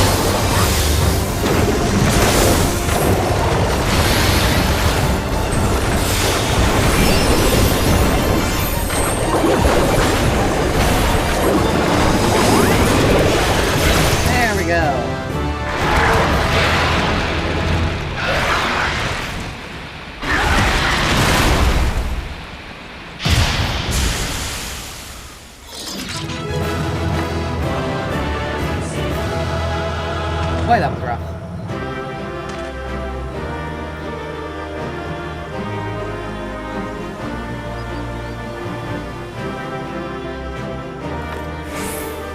And we learned Rainbow Drip. Then enhanced Pictomancy 3. So now, whenever we use all of our Hyper Fantasia stacks, Rainbow Bright, we now get Rainbow Bright, which will decrease. We look at Rainbow Drip. We can cast it immediately when Rainbow Bright is active. But it's a 3-second cast. It's almost a 4-second cast time. Let's see, does starting use? Where is it? There we go. Right. Let's see. Inspiration. Fantasia. Reduces the effect of Star. Reduces the cast time, recast time of Starter Prism, even food spells, anything food spells while staying within the balance of the magic landscape. Effect expires when all the stacks are used, and then we get the Rainbow Bright effect. Okay. And we also got a piece of equipment. I did not see, and Sandals of Castle. Okay. These puppies are going to be stronger than the Lobo skin stuff. So just get rid of that. And we move on. I forgot to take the food.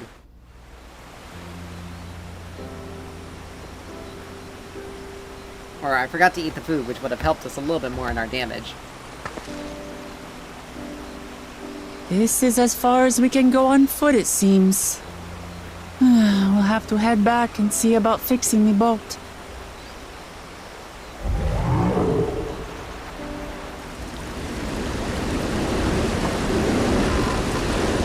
Hey! Everyone all right?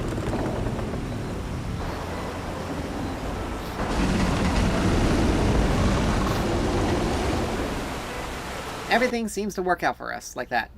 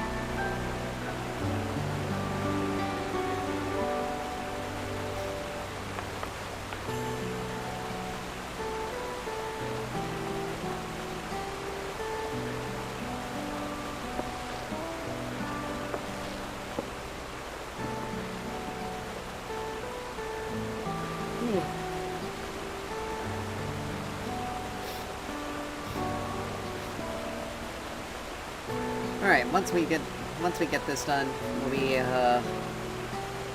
we'll finish up for the night. Whew.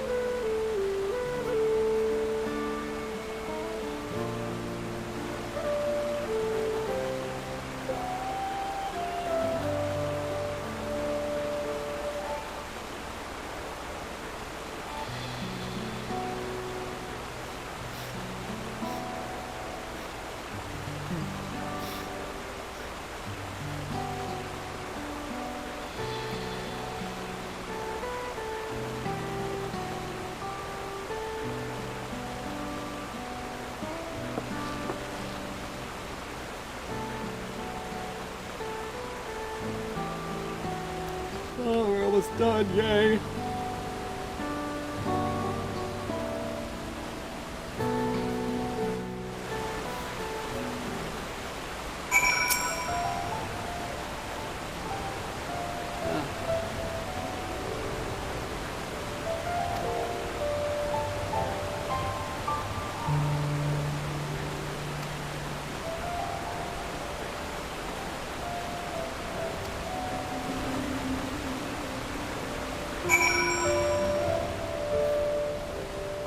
Goblin.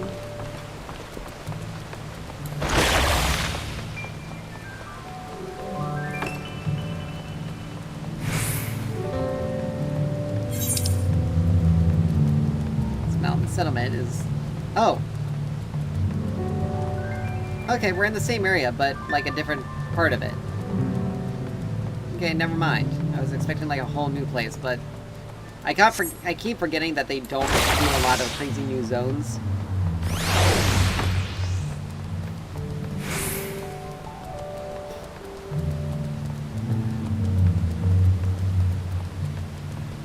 Alright, once we get here, we'll...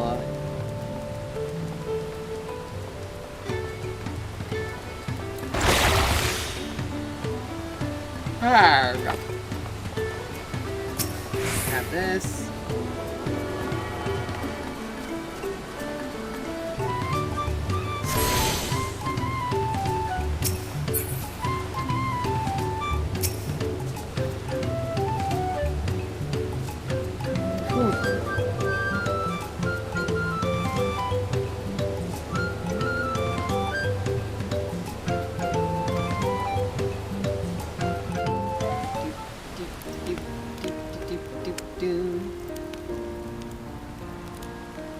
I've been meaning to ask, but how does one become the adopted child of the Dawn Servant? I was but a ball of fuzz at the time, so I don't remember much. My earliest memories are of life in the palace. All I know is that I was born in Ikbrash, a village in Yaktel. But I've never bothered to return there. As far as I'm concerned, Ulul Jaja is my only parent. I quite understand. I have no memories of my birth parents either. For a while, I wanted to learn who they were. But over time, that curiosity waned. Galuf was my dear grandfather, and he was all I needed. So our situations were quite similar.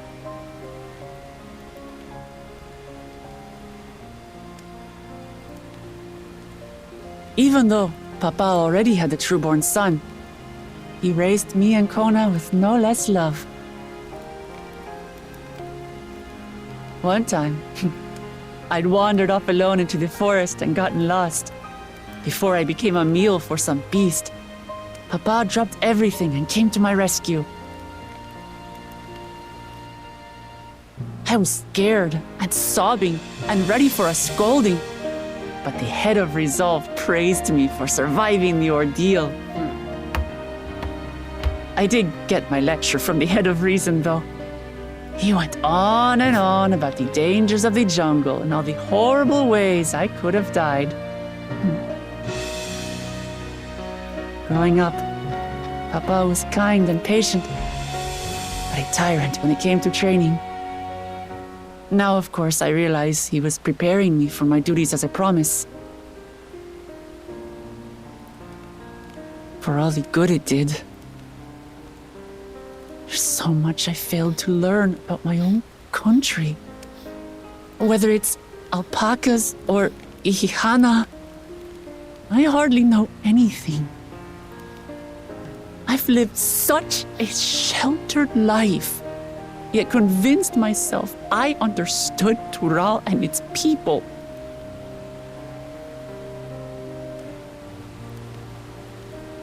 I don't have Kona's education, or Zoralja's strength. I'm all bluff and bravado, not fit to bear my title.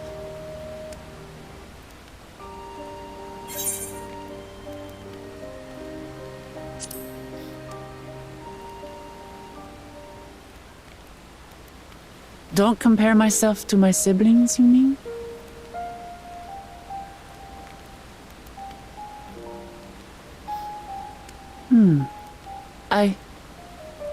I think I see what you're saying. My reasons for joining the contest have nothing to do with my brothers. It's always been about the Turali and what I can do for them. You said it yourself. How important it is to properly know something. To hear the voices of others, empathize with how they feel, and think how best to serve. In so doing, you'll come ever closer to being the person you wish to be.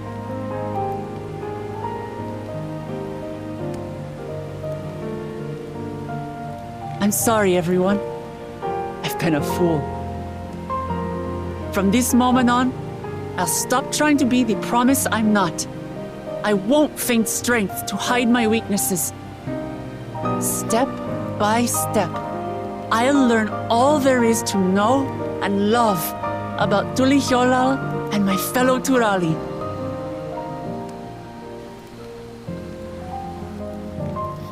It might not be the smoothest path, but it'll be a path of my own making.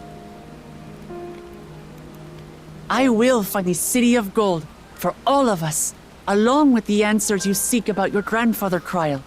I swear. I appreciate it, Wuklamat. But you needn't take on that burden as well.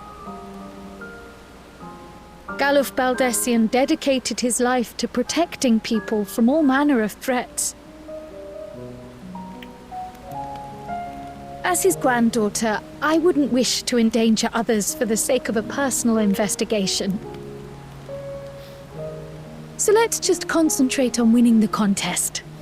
We have a shared goal, and, if at all possible, I'd rather we enjoy the journey.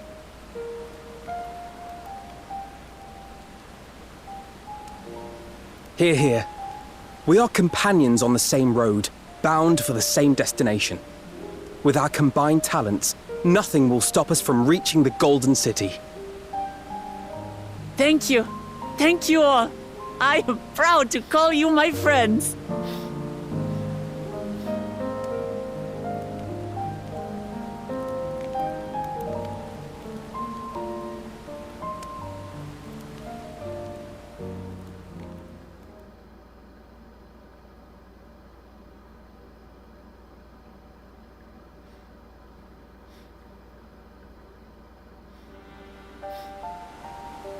Thank you.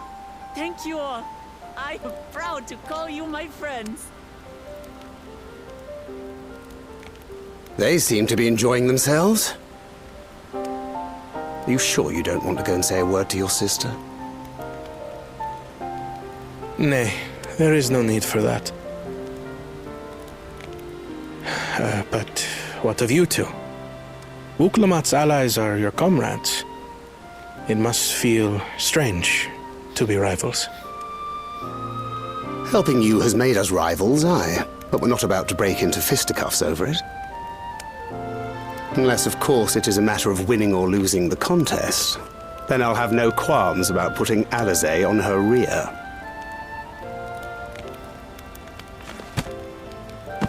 Despite our long history, never have I been given the chance to test myself against our companions.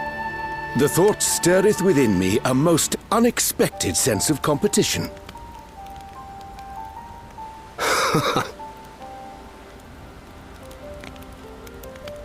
Lamachi has surrounded herself with distinguished figures indeed. One of the Studium's finest graduates, the head of the students of Predecessor. And then, there's Eorzea's vaunted champion. If he's half the hero you say, then the odds are stacked against us. Not that I have any intention of bowing out.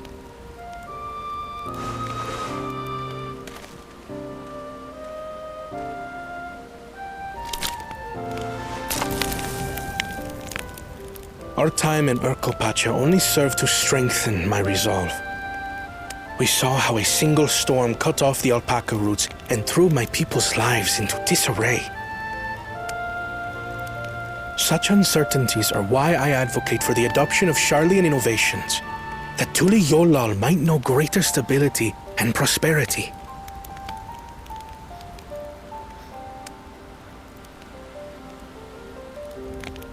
Our nation can change for the better. And I will be the man to change it. Well, it's a start. I imagine your experiences on this journey, all the things you'll hear and feel and think, will help you refine that approach.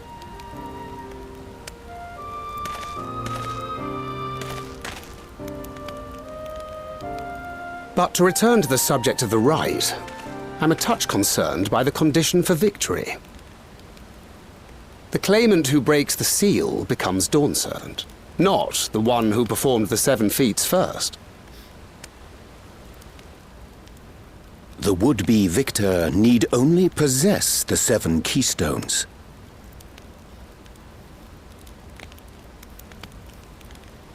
That is correct. As the contest wears on, we must brace ourselves for greater conflict.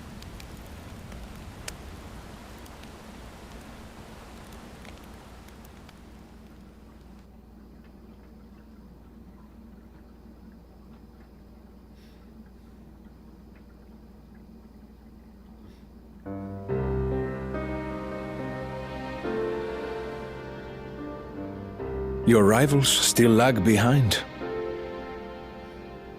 The second and third promise may have recruited competent lackeys, but none compared to you. How can they hope to compete with the resilient son? The only child ever sired by a two-head. Only the ignorant or foolish could fail to see that you were born to be Dawn's servant. Such titles mean nothing.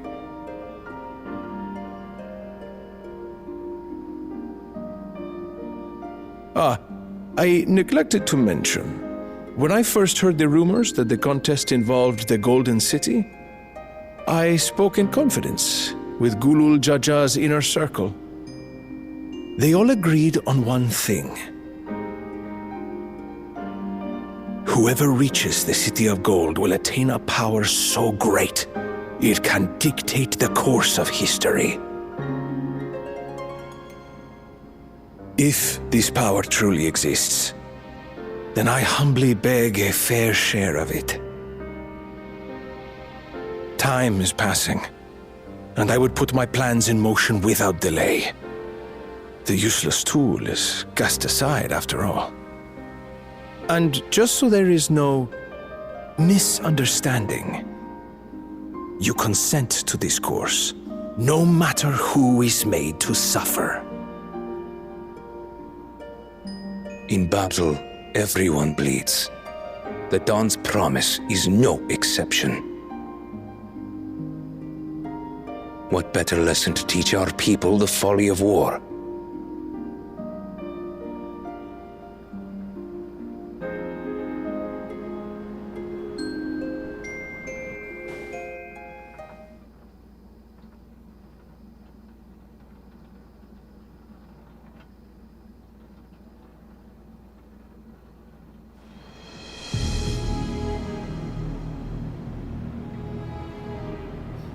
I was hoping for a good scrap, but this bloated sack of bile was no challenge at all. I wonder if the house cat is dead yet. Be ashamed to lose a plaything, but we'd still have 2 more. If I may ask, Chosen One, what are your plans for Tuliolal after you take the throne? Plans? What makes you think we care about all that? We care only about the contest and proving our superiority. That would surely please Mother and Father. Yes, and when we become Dawn's servant, we'll drive out the weakling masses and invite our kin to live in the city. Fine idea! Our family deserves better than that rotten jungle. But do it then. We must catch up to that one-headed pretender and remind him of the natural order. I made it. I thought we were missing someone. Where have you been? Oh, I feared I was done for when I fell from the boat. Yet somehow I made it. Oh, my arms, I can barely lift them. If I could just rest a moment. You expect us to wait for you? Those who can't keep up will be left behind. My brother has spoken. March, or be fodder for the beasts.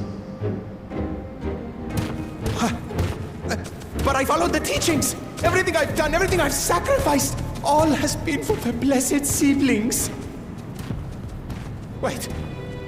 Don't leave me behind! I'm begging you!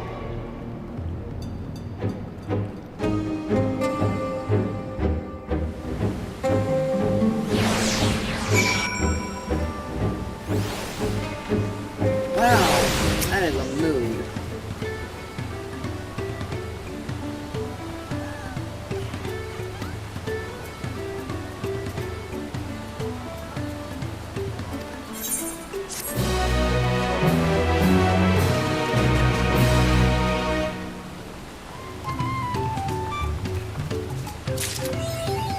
Okay. And with that, we are gonna call it tonight. Whew! It took so long to get to that dungeon. Thank you guys so much for dropping by, hanging out and everything, and we'll pick up from here tomorrow. So, yeah. Again, thanks